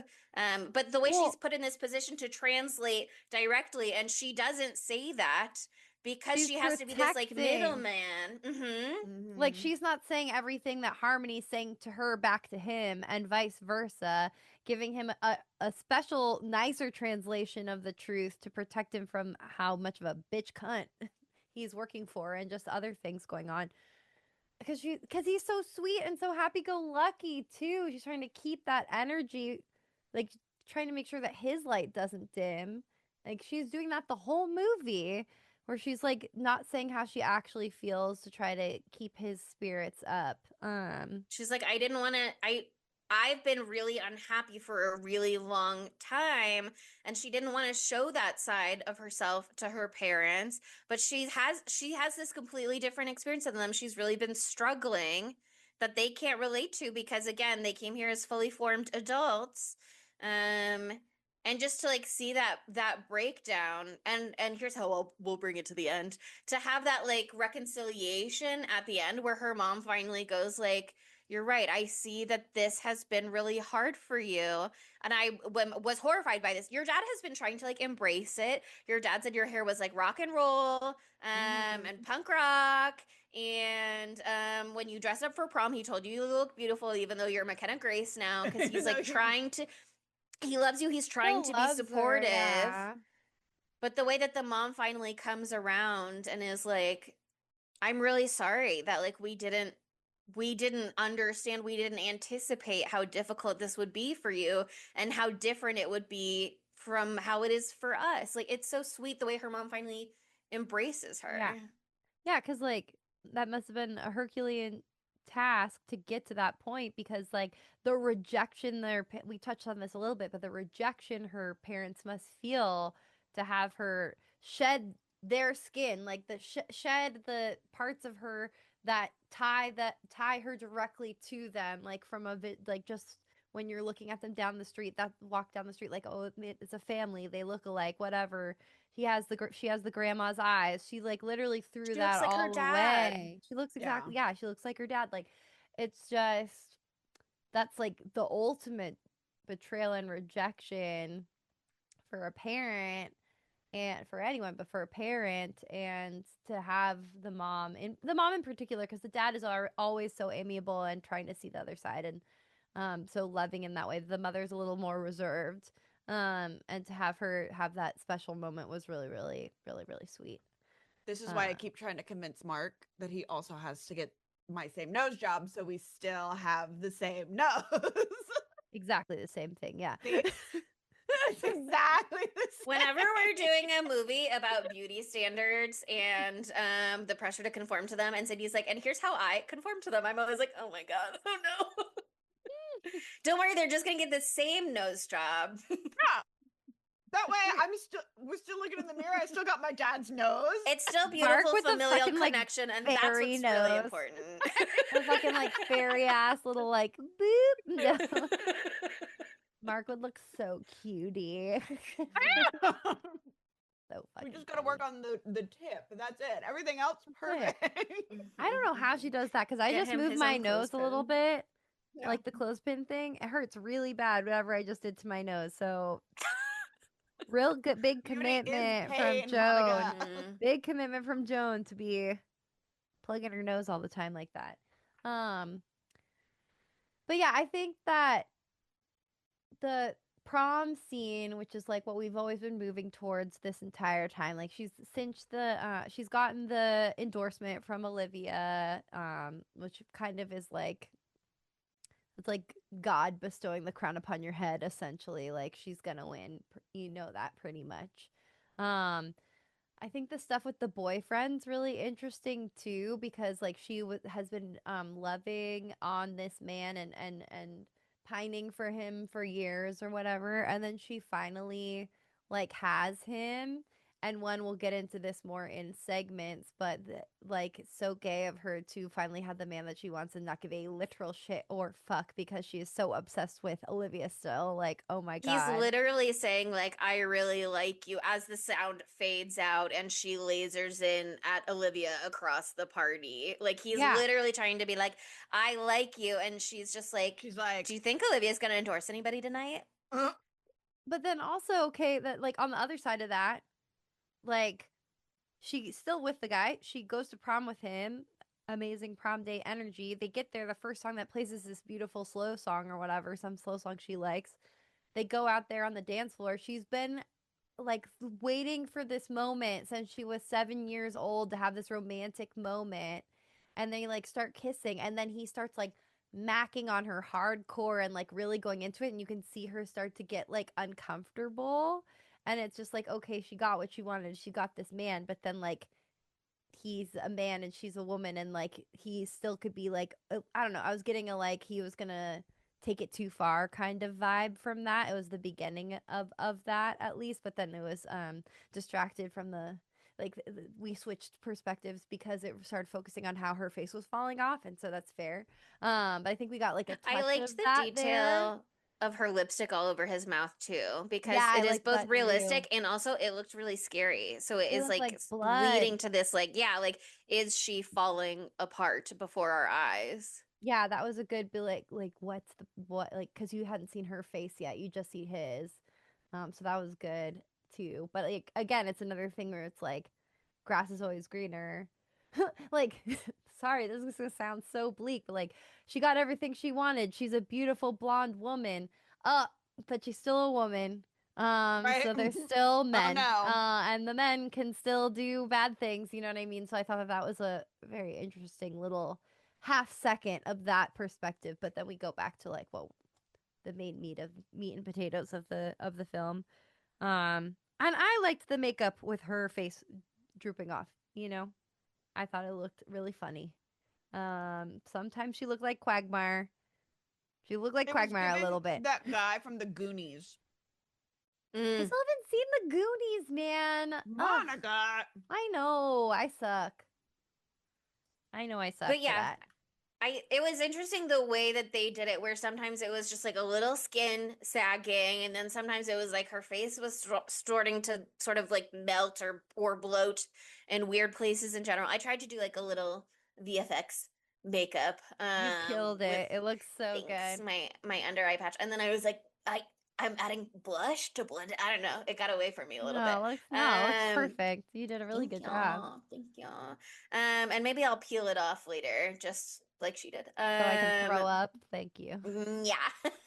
um, but yeah, it is so there's a dream sequence earlier in the movie after she's been cleaning puke up at Harmony's house where Olivia and everybody drives by and they see her outside, and she kind of like half tries to hide because she's already hung out with them at this point. So they already know her. It's not like she's some random. And then her prom queen posters at school have been like defaced the next day, and they say like Mhm. 1-800 I am a dirty girl, something something about her being a cleaner, something like that. Um she has this like dream later that night where it's like you're in her eyes, she's winning prom queen, and then she gets up there and she sees herself in the mirror, she's like a faceless Asian cleaner. And that, like, compared to this scene we get later where again she's winning prom queen, it's like the dream come true and it's real this time, but she gets up there and everyone is still like looking at her in horror. Something is wrong with her, something is just not right, even after she already ran to the bathroom to fix it. Had this whole scene with Olivia where Olivia reveals what's been going on. Ugh, it's just it's so rough. I loved that reveal though. I thought it was well done. Mm-hmm. It takes a And all second. the, Your old face yeah. tries to fight back or Mm-hmm. whatever. Is that the Mm-hmm. wording? Oh, that was Yeah. so That was well. wild. That was a great line. And I love that though, but like your body is trying to be who it Mm-hmm. is. Your body is fighting for this. But your mind is what I mean, your mind made this choice. That's what your consciousness and your body are not aligned. Oof, oof, oof, oof. Oof, oof, oof, oof, oof. Just I takes a loved, second to settle yeah, when they're in the mirror at her house, face side by side, and she's like, "It'll heal." yeah. I loved the house. I said I talked about it earlier, but I love the house. I love the white dad, the white mashed potatoes. Like I The used to white phoenix in the the background, the white white American horse, flag. yeah, the whitewashed flag. That's crazy. That was crazy, and that's the first thing she sees when she wakes up. Oh God. I mean, yeah, they're definitely banging it over your head a little bit at times, but like it's supposed to be comical. And like I mean it's not funny subject, but like there are a lot of laughs in my theater both times. You gotta make they put it in like funny terms so it's a little more palatable and you're not just like, oh, kill me the whole movie, you're just like that 90% of the movie. You go hee hee ha ha, release a little tension as you go through. Like, isn't it really ridiculous that this is the way the world like pretty much actually is? Yes, it is ridiculous. Let's laugh to keep from crying. But yeah, the final. What's the last shot? What's the last little last shot? They've like gone to beg Dr. Singer again. They go home. You can say Sydney. Oh, she's like ripping her face off. The way it opens with like the gummy clump on the counter and then like another one like plops down next to it, but before it shows her clawing at her face. I thought that was, there's not a lot of body horror in this movie because a lot of it is just like melting face makeup that, I mean, it is entertaining and it gets its point across, but it doesn't really look meaningfully horrifying. But when they're doing the hair transplant and they're like plucking the chunks of hair out of her bloody scalp, and then this moment where she's like pulling bloody clumps off her face, I thought those were two really strong body horror moments. Yeah, really grotesque.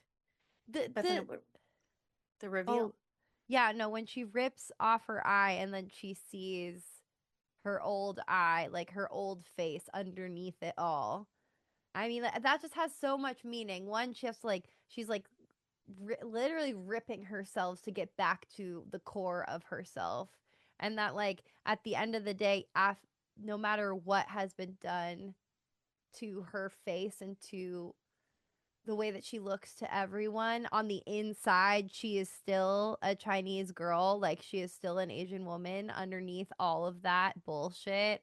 And just to show that in such a like grotesque and visceral way, like I literally out loud said woof right when the movie ended, because it just like goes straight to black. And I also love when she is crying like tears of joy to see this moment of relief. She hated her face before, and now she loves thing we see her it again is when Jeremy does the slanty eyes thing. Yeah. Finally, her eye is back, and she's just like covering her other eye so she can just like look at it and like smile. I thought it was a really fucking powerful ending. Oh my gosh. Woof. Yeah. There were so many also pregnant sighs in my theater. Me and the man next to me were like sighing at the same time. Not in the way where we hated it, but where we were just like, oh God, I was like, felt very in sync with my roommates, besides those two motherfuckers. Anyway, are we ready for our second montage? All right, first one first. We got a lot to say. It's time to ask, how could this movie be gayer? And this movie is fucking gay, man. I have a small one. The black girl who comes into the party that Brenda is friends with, that's either her girlfriend or that's the girl that she wants to be her girlfriend, because Brenda's gay. Brenda's gay for sure. You see her pants? Come on. I know that Gen Z wears a lot of big pants, but I don't know. I was getting a gay vibe from her pants. I just loved her styling too. She just looks so cute. Everything with Olivia and Joan is so crazy gay. It's so crazy gay. Do I want to be with her or be her? Do I want to be her? Why do I want to be her and be with her at the same time? That's the answer, I think, for Joan.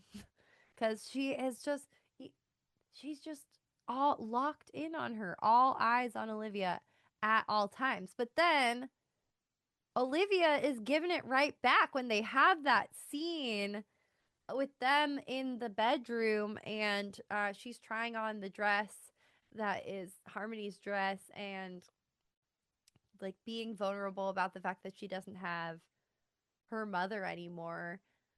It's just so interesting, having seen the whole movie now, to like think about the motivations behind that moment, because like she has obviously at least in my opinion, has played a huge role like actively in getting Joan to make this decision to change herself. Like, I really think that she's the reason that message got sent about the roots. Like, how else? Like, she's got to be feeding them information in some way or something like that.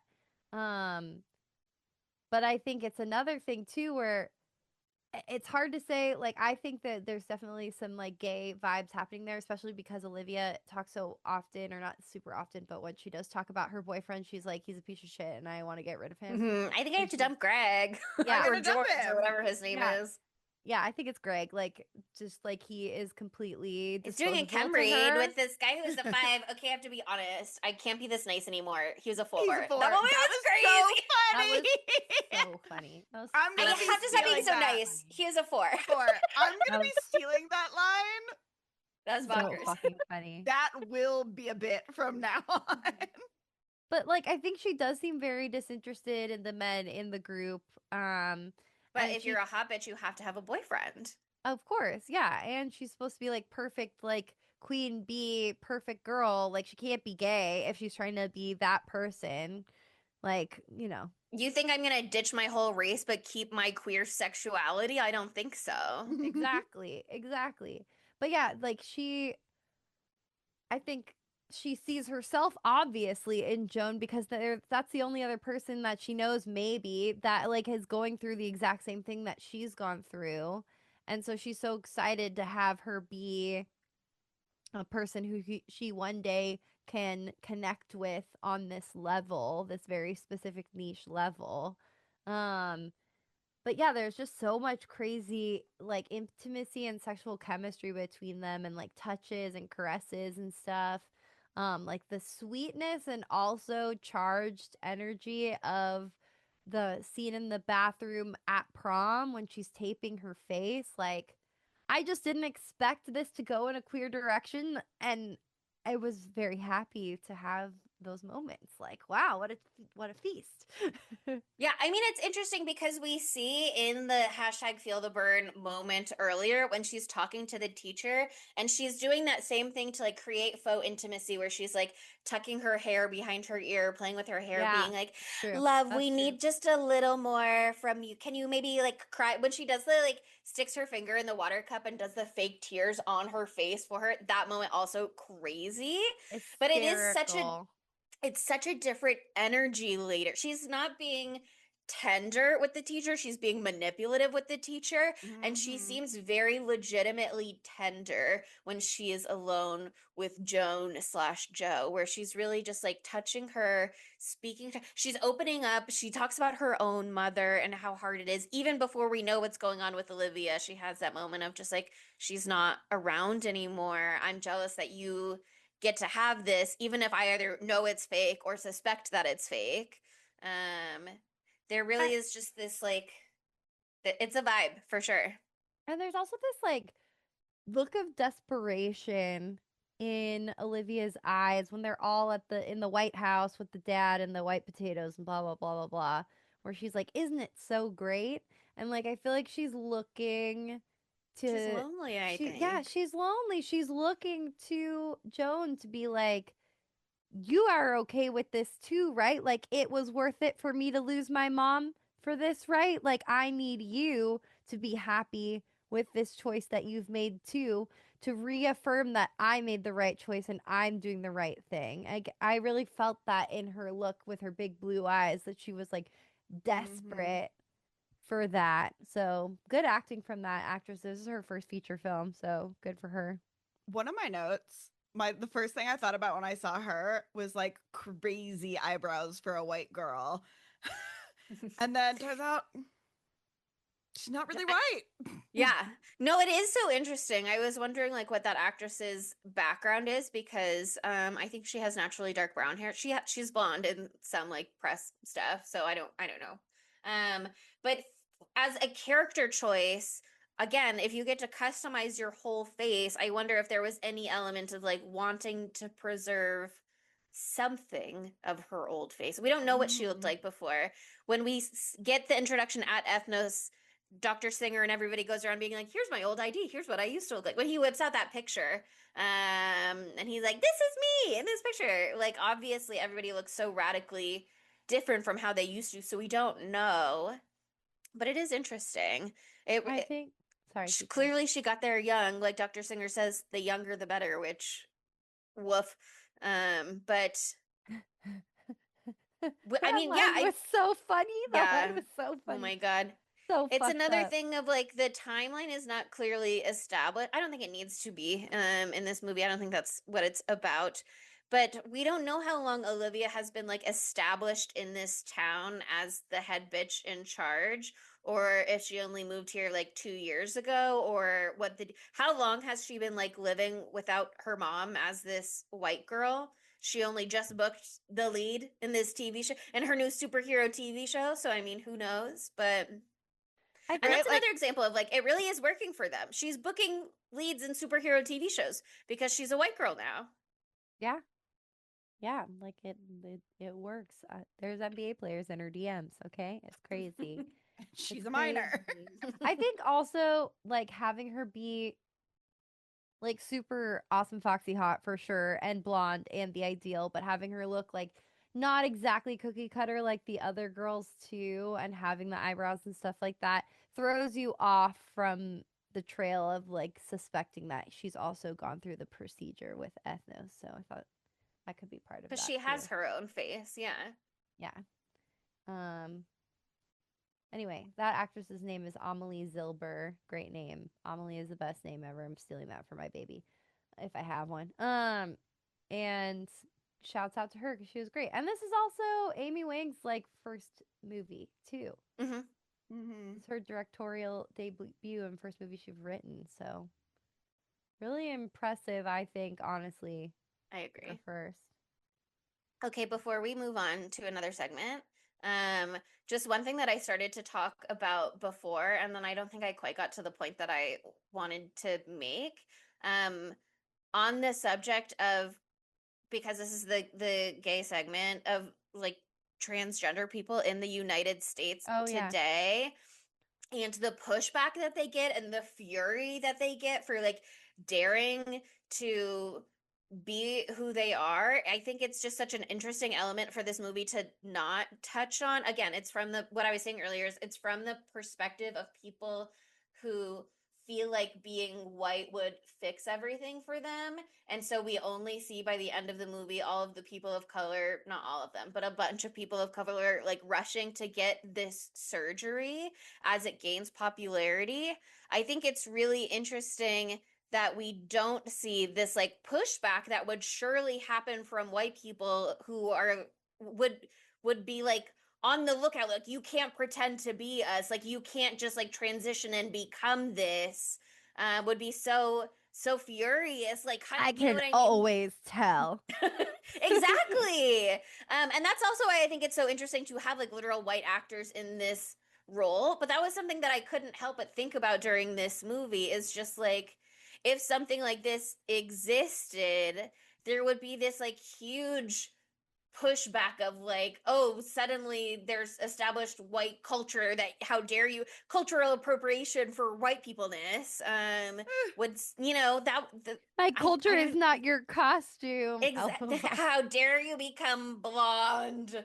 I don't know. It was just I don't have like a smart thought about it necessarily, other than I couldn't help but think about it. I'm glad they scoped it in more, because I feel like that would have been changed the really whole scary conversation. also. But yeah, there are definite huge ramifications there. It feels kind of implied in Olivia's like, I can't even be connected to a person of color for more than 1 second unless they're also trying to conform to white ideals. Yeah. Okay. Any other gay thoughts we'd like to share? So many more gay thoughts. Next, we ask the question, where would Matthew Lillard fit into this film? And before we dive into it, I have an exciting news bulletin. Okay, breaking news here over at Spooky Tuesday. As some of you may know, I work a PR gig where I'm on the red carpet all the time. I've done it for 2 years now, and never in my life has Matthew Lillard walked down the street into my loving embrace. But on Saturday night, that happened. I met Matthew Lillard. I was taking down somebody's name. They were spelling it out to me. I look up, who's the next person? It's fucking Matthew Lillard. He snuck up on me. I probably looked at him like incredibly handsome in person, especially after seeing Scream 7 where they ripped his fucking face off. They made him so scary. They made him so scary. He's beautiful, gorgeous in person. I looked at him like a crazed demon, and he looked back at me like, whoa. And I was like, hey, like, I'm a huge fan. And he's like, oh, thank you so much. And I was like, I just want to let you know, I have a horror movie podcast. He's like, wow, that's so cool. And I was like, thank you. And I was like, yeah, and we have a segment, and every single episode, we ask the question, where would Matthew Lillard fit into this film? Because we think every single movie would be better with you in it. And so we cast you in every movie that we cover. And he's like, you're fucking kidding me. He couldn't believe it. He thought it was crazy. And he was like, you're joking right now. I'm like, I'm not joking. It's true. We love you. And he was like, that is the coolest thing I've ever heard. Like, we have to get a picture together. You're so sweet. And I told him it was Spooky Tuesday, that whole jazz. So he knows about it from my mouth to God, aka Matthew Lillard's ears. Hey Matthew, if you made it this far, that's crazy. We're gonna have to start saying a hi Matthew every time, just in case he starts listening. Yeah. But Welcome to Spooky Tuesday. Hello, Matthew Lillard, just in case. And I'm Sydney Thompson. I do want to shout out to our boots on the ground Spooky Tuesdayers who have informed him of the podcast in the past. So thank you for doing that. But yeah, met him, and then he was like, we have to take a picture, and I was like, maybe when you get down to the step and repeat. So like he went down, he took his picture, and then he was like, come over here, Monica. And I was like, I can't take a picture with you, I'm gonna get fired. And he was like, you're not gonna get in trouble, you can't get in trouble for this. And then he pulled me in, and we have 3 pictures together, and one of which he's looking at me lovingly, which I will frame and put it in my home. But you should, if you look really closely, you can see my soul leaving my body. My arm is straighter than it's ever been in its entire life. I look like a statue person. And Chris for our patrons was fucking roasting me because he's like, there's 3 images and you didn't move 1 milli inch the entire time. I'm just like. Meanwhile, in the 3rd picture, he turns to look at Monica lovingly. Yep. In my Chelsea, opinion. Photoshop us in so we're all together. We're gonna be like peeking around the back. Hey. Anyway, it was really cool, and like, obviously, like sometimes it's hard to like meet your idols or whatever like that. I'm like, it's not like Matthew's my god, but we talk about him every week. Like, I think he's an amazing guy, and he seems really, really cool. And it's just really cool to meet him and know that he's just as cool as we thought he was. Like all of his sound bites, like quotes where he's like pro-gay rights, like the thing he just said about Billy and Stu being gay, and if that helps people like feel seen, then like he's saying with his full chest that they're 2 gay lovers. Yeah, exactly. Like he's always seemed like a great, awesome person, and he was just really, really sweet and really, really nice. And we're keeping the segment going forever. Duh. Yeah. But like with more gusto now. So I would like him to be the star of this movie. Who could he be? I don't know. The biggest star of the movie, he's Joan when she's white. Yeah. Instead of Mckenna Gray. That would be so funny. Matthew Lillard dressed like white chicks, so he's meant to be a girl. Or it's like Monica, he listened to the podcast. It's like Monica said, yes, you're white now, but you're still a woman. She's like, actually, what if I became a white man? Now she's Matthew Lillard. Exactly. I think it makes a lot of sense, and I think it would add some interesting nuance to the movie. We were saying it touches on some topics that are relevant to trans livelihood and trans rights, and so this could really take us all the way there. So I would love to see this movie. Anyway. I also think Dr. Singer, that whoever that actor is, he did a great job, but that would be a really good role for Matthew Lillard. He could also be Olivia's oh my God. dad. He would be a great Olivia's dad, like surprise at the end. That would be really good. But he would be amazing as Dr. Singer. He would bring Keith such Harris. crazy to that. Yeah, that would be so good. Anyway, I'm on cloud 9 still, and it happened 3 days ago, so yay. And oh, one other thing also, Jasmine Savoy Brown, who I've been calling my wife recently, if you remember that. Remember when I couldn't remember her name because I said my wife? I was like, "Really, that's my wife?"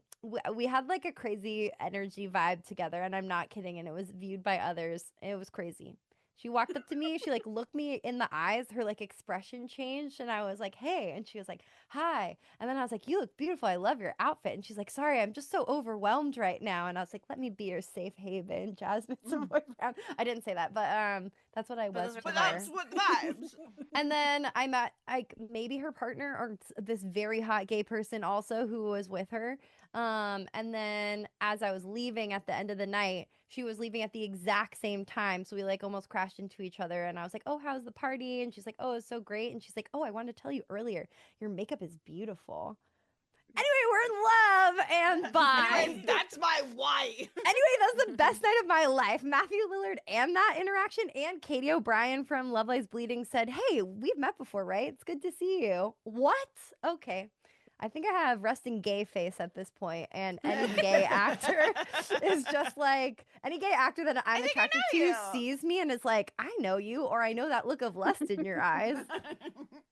And now we're on to dumb bitch. It's me for being this crazy all the time.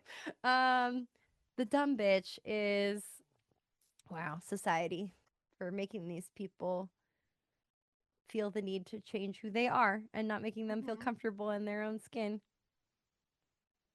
I think Dr. Singer can handle getting a nomination. Obviously, he's been in a similar position where he was also a person of color feeling like racism was holding him back, and so he tried to eliminate it from the conversation. But the way he is conducting his business is very dumb bitch. And and being like, the younger the better. Everybody bring in your whole family. There's like 10-year-olds in here now, and we're thrilled about it. We got to get in contact with the Better Business Bureau.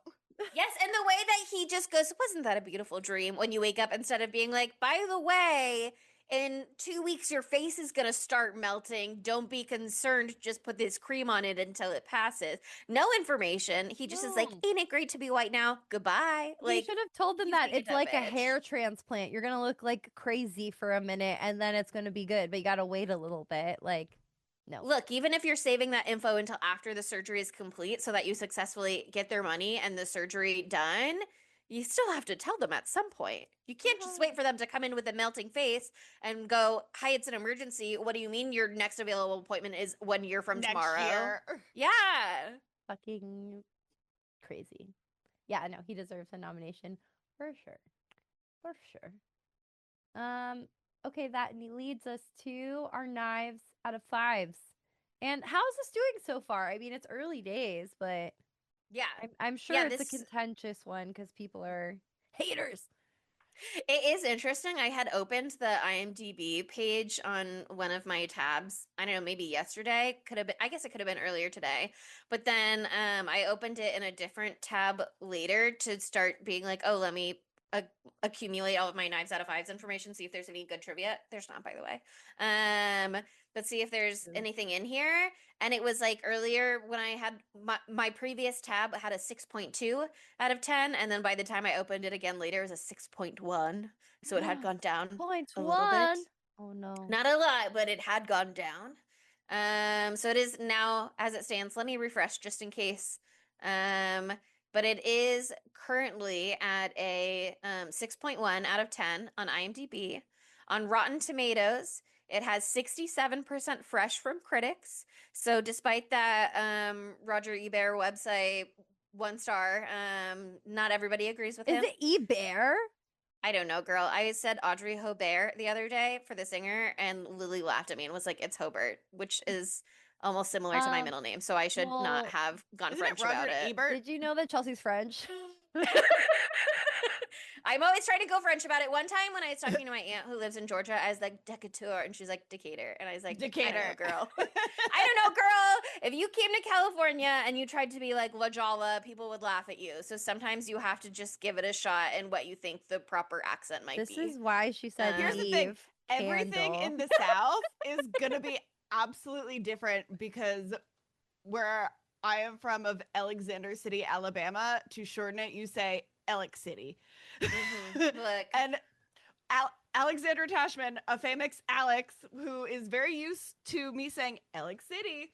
And she gets there and she sees all the signs that says Alex City. And she looks at me and she goes, "Are you fucking kidding me?" And I go, "No, queen, that's how it's said down here." It's just like we have a town called Arab, spelled Arab, but you say Arab. This is Chelsea. You accidentally were giving Harmony, because Harmony is definitely that white bitch who's like, "Oh yes, I went to Hawaii, and I went down to." How does she say Peru? She says Peru like real crazy. This is all the white people who've studied abroad in Barcelona. Barcelona. People who like don't call Los Feliz Los Feliz. Okay, that's a joke. Did you know Los Feliz? It's not based on a Spanish word. It was based on a guy whose name was Feliz. Yeah, exactly. Yeah. That's why you say Los Feliz, but then people are like, Los Feliz, and I'm like, that's just not what it is. I see what you're doing, and I think that you are trying to be respectful or smart. But you're white people in this, and it doesn't need to be white people. Yeah, and like from an LA native, you sound like a fucking idiot right now. Anyway. 9 out of 5. 9 out of 5. So 67% fresh from critics. Audience is a little lower, 56%, which brings it into rotten territory, unfortunately.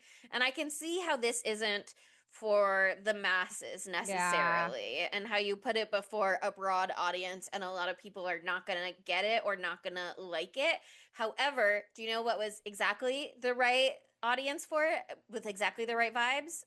South by Southwest, where it premiered last year. Oh, I thought you were going to say us. Us, yes. But at South by Southwest last year in 2025, it won the Grand Jury Award for Narrative Feature. Cool. So it did do some small festival circuits before. Somebody, when we did the trailer reaction, somebody commented on that and was like, "Didn't this movie come out last year?" And I was like, "Well, but could you have seen it last year?" No. So it did premiere like last every year. Movie. Yeah. Like, did the festival run the year before? Like, I know. I was like, "Well, did you see it? Did you like it? Was it good?" And they were like, "No, I didn't see it yet." And I was like, okay. Exactly. Well, then it is coming out now. Up to that person. We do still love you, but come on. I hear you. Hi, Leo. You are so right. You are technically right.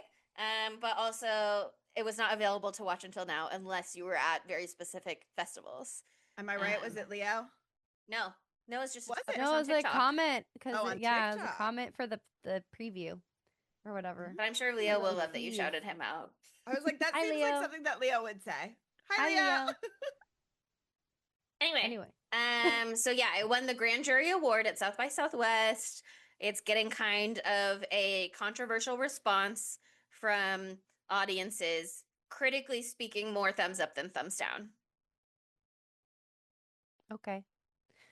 I'm trying to figure out where I want to land on this one. I definitely really liked it, but it it wasn't like perfect for me, but I think that I like it even more after this conversation because I love it when we have an episode where I'm like, the conversation is so fun. I'm like, ooh, I love it even more. That's the thing. The whole point of this movie is to get you thinking about things that you don't want to, and it's to start a conversation. So hence the podcast, Spooky Tuesday. I think it could have been a little more. What's the word? I can't think of words today. I'm really having a hard time. What's that H word you think I was trying to say earlier? No one knows. No one will ever know. But I think that like it could have homogenous. Homogenous. That's what I was trying to say. Wow. Yeah. It took the whole podcast to get it, but I did in fact get it in time. I knew you would get it. Because hegemony, I was like, that. It sounds really just close. like that. Really, really close. It sounds just like that. Homogenous. See, there's something going on in here. Oh my God. All right. I'm proud of us. We're not rotted yet. Thank you so much. Teamwork together.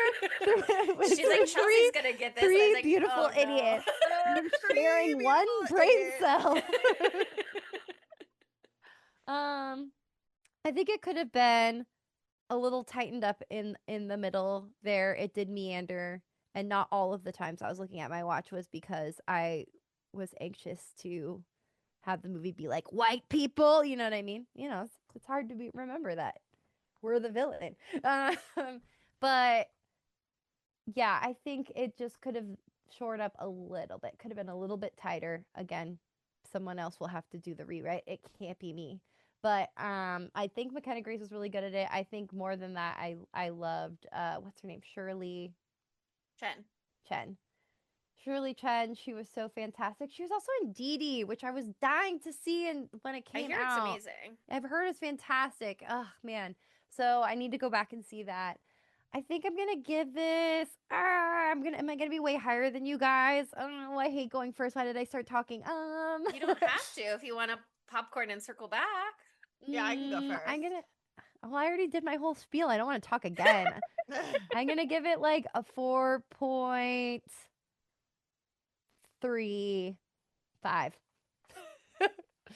I think it was really, really good though. Like I thought it had a lot to say, and looked really beautiful too. And I think they made some really interesting and bold choices. So, slay. I originally planned on giving it a 2.5 out of 5 because I didn't like it that much. But after the conversation, I'm gonna give it a 3 out of 5. All right. I did like it a little bit more. Like again, like I do like sometimes when we talk about it and I go, okay, like that does make more sense or something like that. Think about it in a different way. Yeah. Like there was just something, it just felt like it was like missing something, you know, like it didn't have like kind of like after watching the trailer and stuff, I was kind of expecting like a little bit more. I agree. I think saying in the trailer it's like the substance, you're expecting a much bigger movie in many ways. Yeah. That's why I felt like let down in that middle part. I was expecting, you know, an explosion of blood and blah blah blah. Her head pops off on the stage at prom night or something like that. But like it's not about that. It's like the quieter story. Anyway, did I give it too high of a score? I don't know. I'm getting nervous. Sydney, are you all wrapped up? Yes. Okay. Yeah. Okay. I'm going to jump in and I'm going to say from the privilege of being able to see it 2 times, I really think it only improves with each viewing. And I think once you know that what you're getting and once you are prepared for the movie that you're seeing, as opposed to expecting it to be something else, different, louder, bigger, crazier, more body horror than it is, you can really just appreciate what is actually there and notice a lot more, like again, the Grand Wizard school mascot in the background. There's so many like little, the set decor, the set design of this movie is really incredible. And I think that's really one of Amy Wong's strengths as a director, is the way that her vision is like fully realized throughout the movie.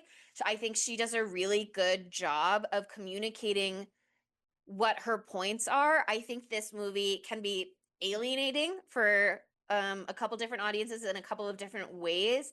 But again, once you are not having that first experience, you can kind of appreciate more about what's there, in the sense that I saw somebody on TikTok on a comment being like, I didn't like it. That wasn't my experience growing up. I didn't feel like I wanted to be white, or like I was like hugely othered because I wasn't one of the white girls at school.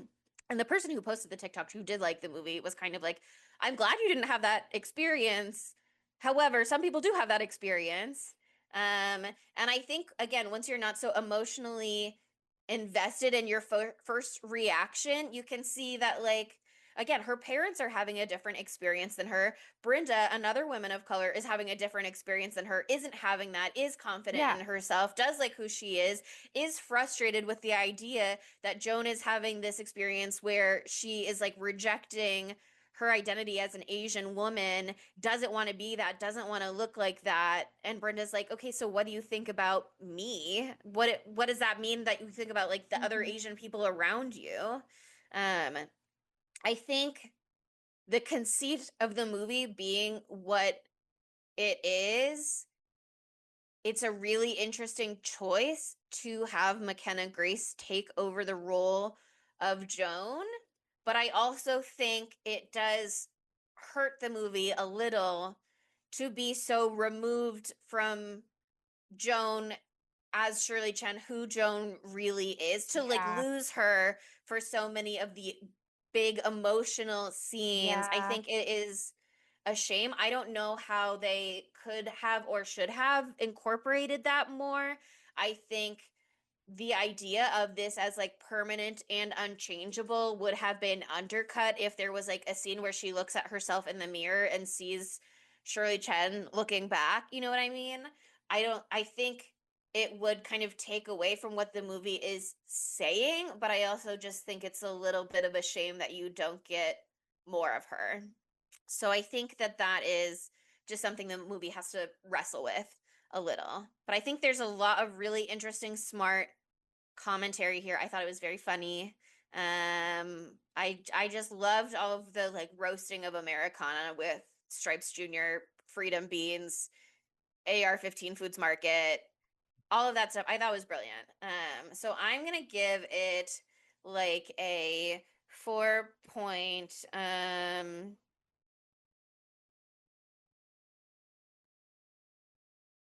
Sorry, long pause there. I was really thinking. But I really liked it.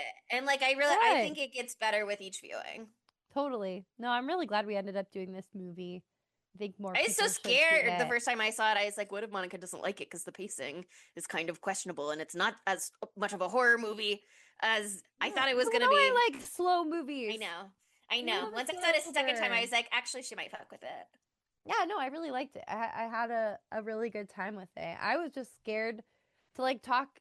I honestly was scared to talk about this subject too, because you know it's a difficult one, and it feels weird at times to talk about it, like coming from being a white girl. Who needs three white girls' perspective on a movie about being an Asian immigrant? Yeah, totally. Yeah. But so also, sorry, we talked about it for 2 hours and 16 minutes. What if we're like lending our platform to?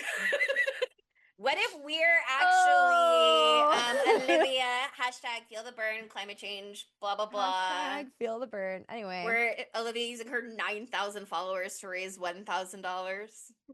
But yeah, I think it's important for white people should watch this and feel uncomfortable and be like, and think about perspectives outside of their own if they haven't recently.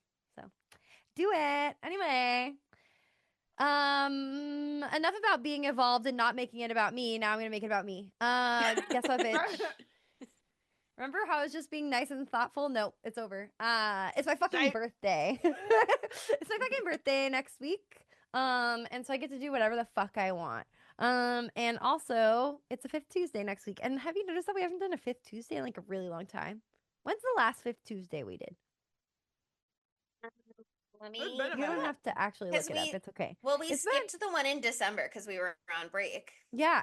So it's been a really fucking long time. Have you missed the whimsy? Have you missed having us like release our chains and just do whatever the fuck we want? You know? Okay, well, we're back. Except for I chose, so we did whatever I want. Anyway, what we're doing is a classic movie from 2004. I've been wanting to do this on the pod since I saw it for the first time only like a year and a half ago. So I'm really late. I've been wanting to do it for forever. Forever. But you know, we love a problematic romance here on the pod. Remember fucking creature. What was that? Monster Fucker February. Monster fucking creature. Monster Fucker February. We thought about doing this on Monster Fucker February. So there you go. But we are doing The Phantom of the Opera, 2004. The Phantom of the Opera, in case you couldn't understand what I just said. The Phantom Phantom of the Opera is there. We're Yeah, gonna be I'm singing really a lot, gang. yeah. I need to review the songs because it's been a minute. And I'm also going to try to read the book in the next 3 days because we're recording this maybe in 3 days from now. So I just got it on audiobook. We'll see what happens. But anyway, really excited. And also, we are using this as a soft launch for a theme month for April, but we're not going to tell you what it is. So think about the Phantom of the Opera and think about themes that could spawn from it. And that's your homework. I expect a 5-paragraph essay on which you... No, you could write us a 5-paragraph essay, though, in a 5-star review on Apple Podcasts, and you can get really into their other it. homework, Monica? Structured argument about why Spooky Tuesday rocks. And now that Matthew Lillard is aware of the pod, he definitely is looking at... And remember I tell you he reads all the reviews? He does, and he'll be reading those, too. So if you want to say something nice to him, just drop that in there. 5-star review. It'll be really great. Or 5-star rating on Spotify. Either one. We also are on social media. We're at Spooky_Tuesday on pretty much everything except for Facebook and Tumblr, where we're at Spooky Tuesday Pod. Check out our website, SpookyTuesdayPod.com. That's what my mom calls me. Hey, Pookie. Check out our website. One-stop shop for all things Spooky Tuesday. It's got all the information, every movie we've ever covered. So check it out. And we are also on Patreon. We just did our Patreon choice episode last week. So join our Patreon. You could be part of democracy next quarter, or you could just talk shit to us now. Try it. You should do it. We have a really good time. And also, we are on YouTube, and we've been really doing crazy shit in the makeup department over here at Spooky Tuesday in the last couple of weeks. Do you remember my goatee from last week? Well, let me introduce you to the 3 hottest blondes you've seen since you watched the movie Slanted. Sydney, who are you? I am myself as one. I'm just a blonde. That's me. But I'm actually the cognac queen, and I'm just on the wall. I'm one of the numerous unnamed blonde women on the Hall of Prom Queens. On the Hall of Prom Queens. I am the prom queen from the opening that inspires Joan to go down this terrible road. So sorry about that. And I apologize. Chelsea? And I am Jo Hunt because I had my glamorous curly blonde wig and I had a bridesmaid's dress that is the exact same color, different cut, but same color as her prom dress that she wears. And I even have a little bit of a melting face. Body horror! My skin is peeling off. You can see it's bloody on this side and gooey on this side. I would have liked more blood in the movie, so really nice. Really nice. So anyway, follow us on YouTube so you can see all this stuff live in action. It's very beautiful. And also, that's it. Thank you for listening. We love you very much, and we will see you next Tuesday. Matthew Lillard. Hi, Matthew Lillard. Bye, Matthew Lillard. Bye, Matthew. Bye, Spookies. Spooky Tuesday was created by Monica Height, Sydney Thompson, and Chelsea Duff, and edited by Sydney Thompson. Our gorgeously spooky tunes are all thanks to Tamara Simons, who you can follow on Instagram at Great18. That's GR818_. And our podcast art is by Ryan Brom, who you can follow on Instagram at Ryan Brom Art. That's RyanBrommArt. Learn more about Spooky Tuesday at SpookyTuesdayPod.com and subscribe to our Patreon at patreon.com/spooky_Tuesday.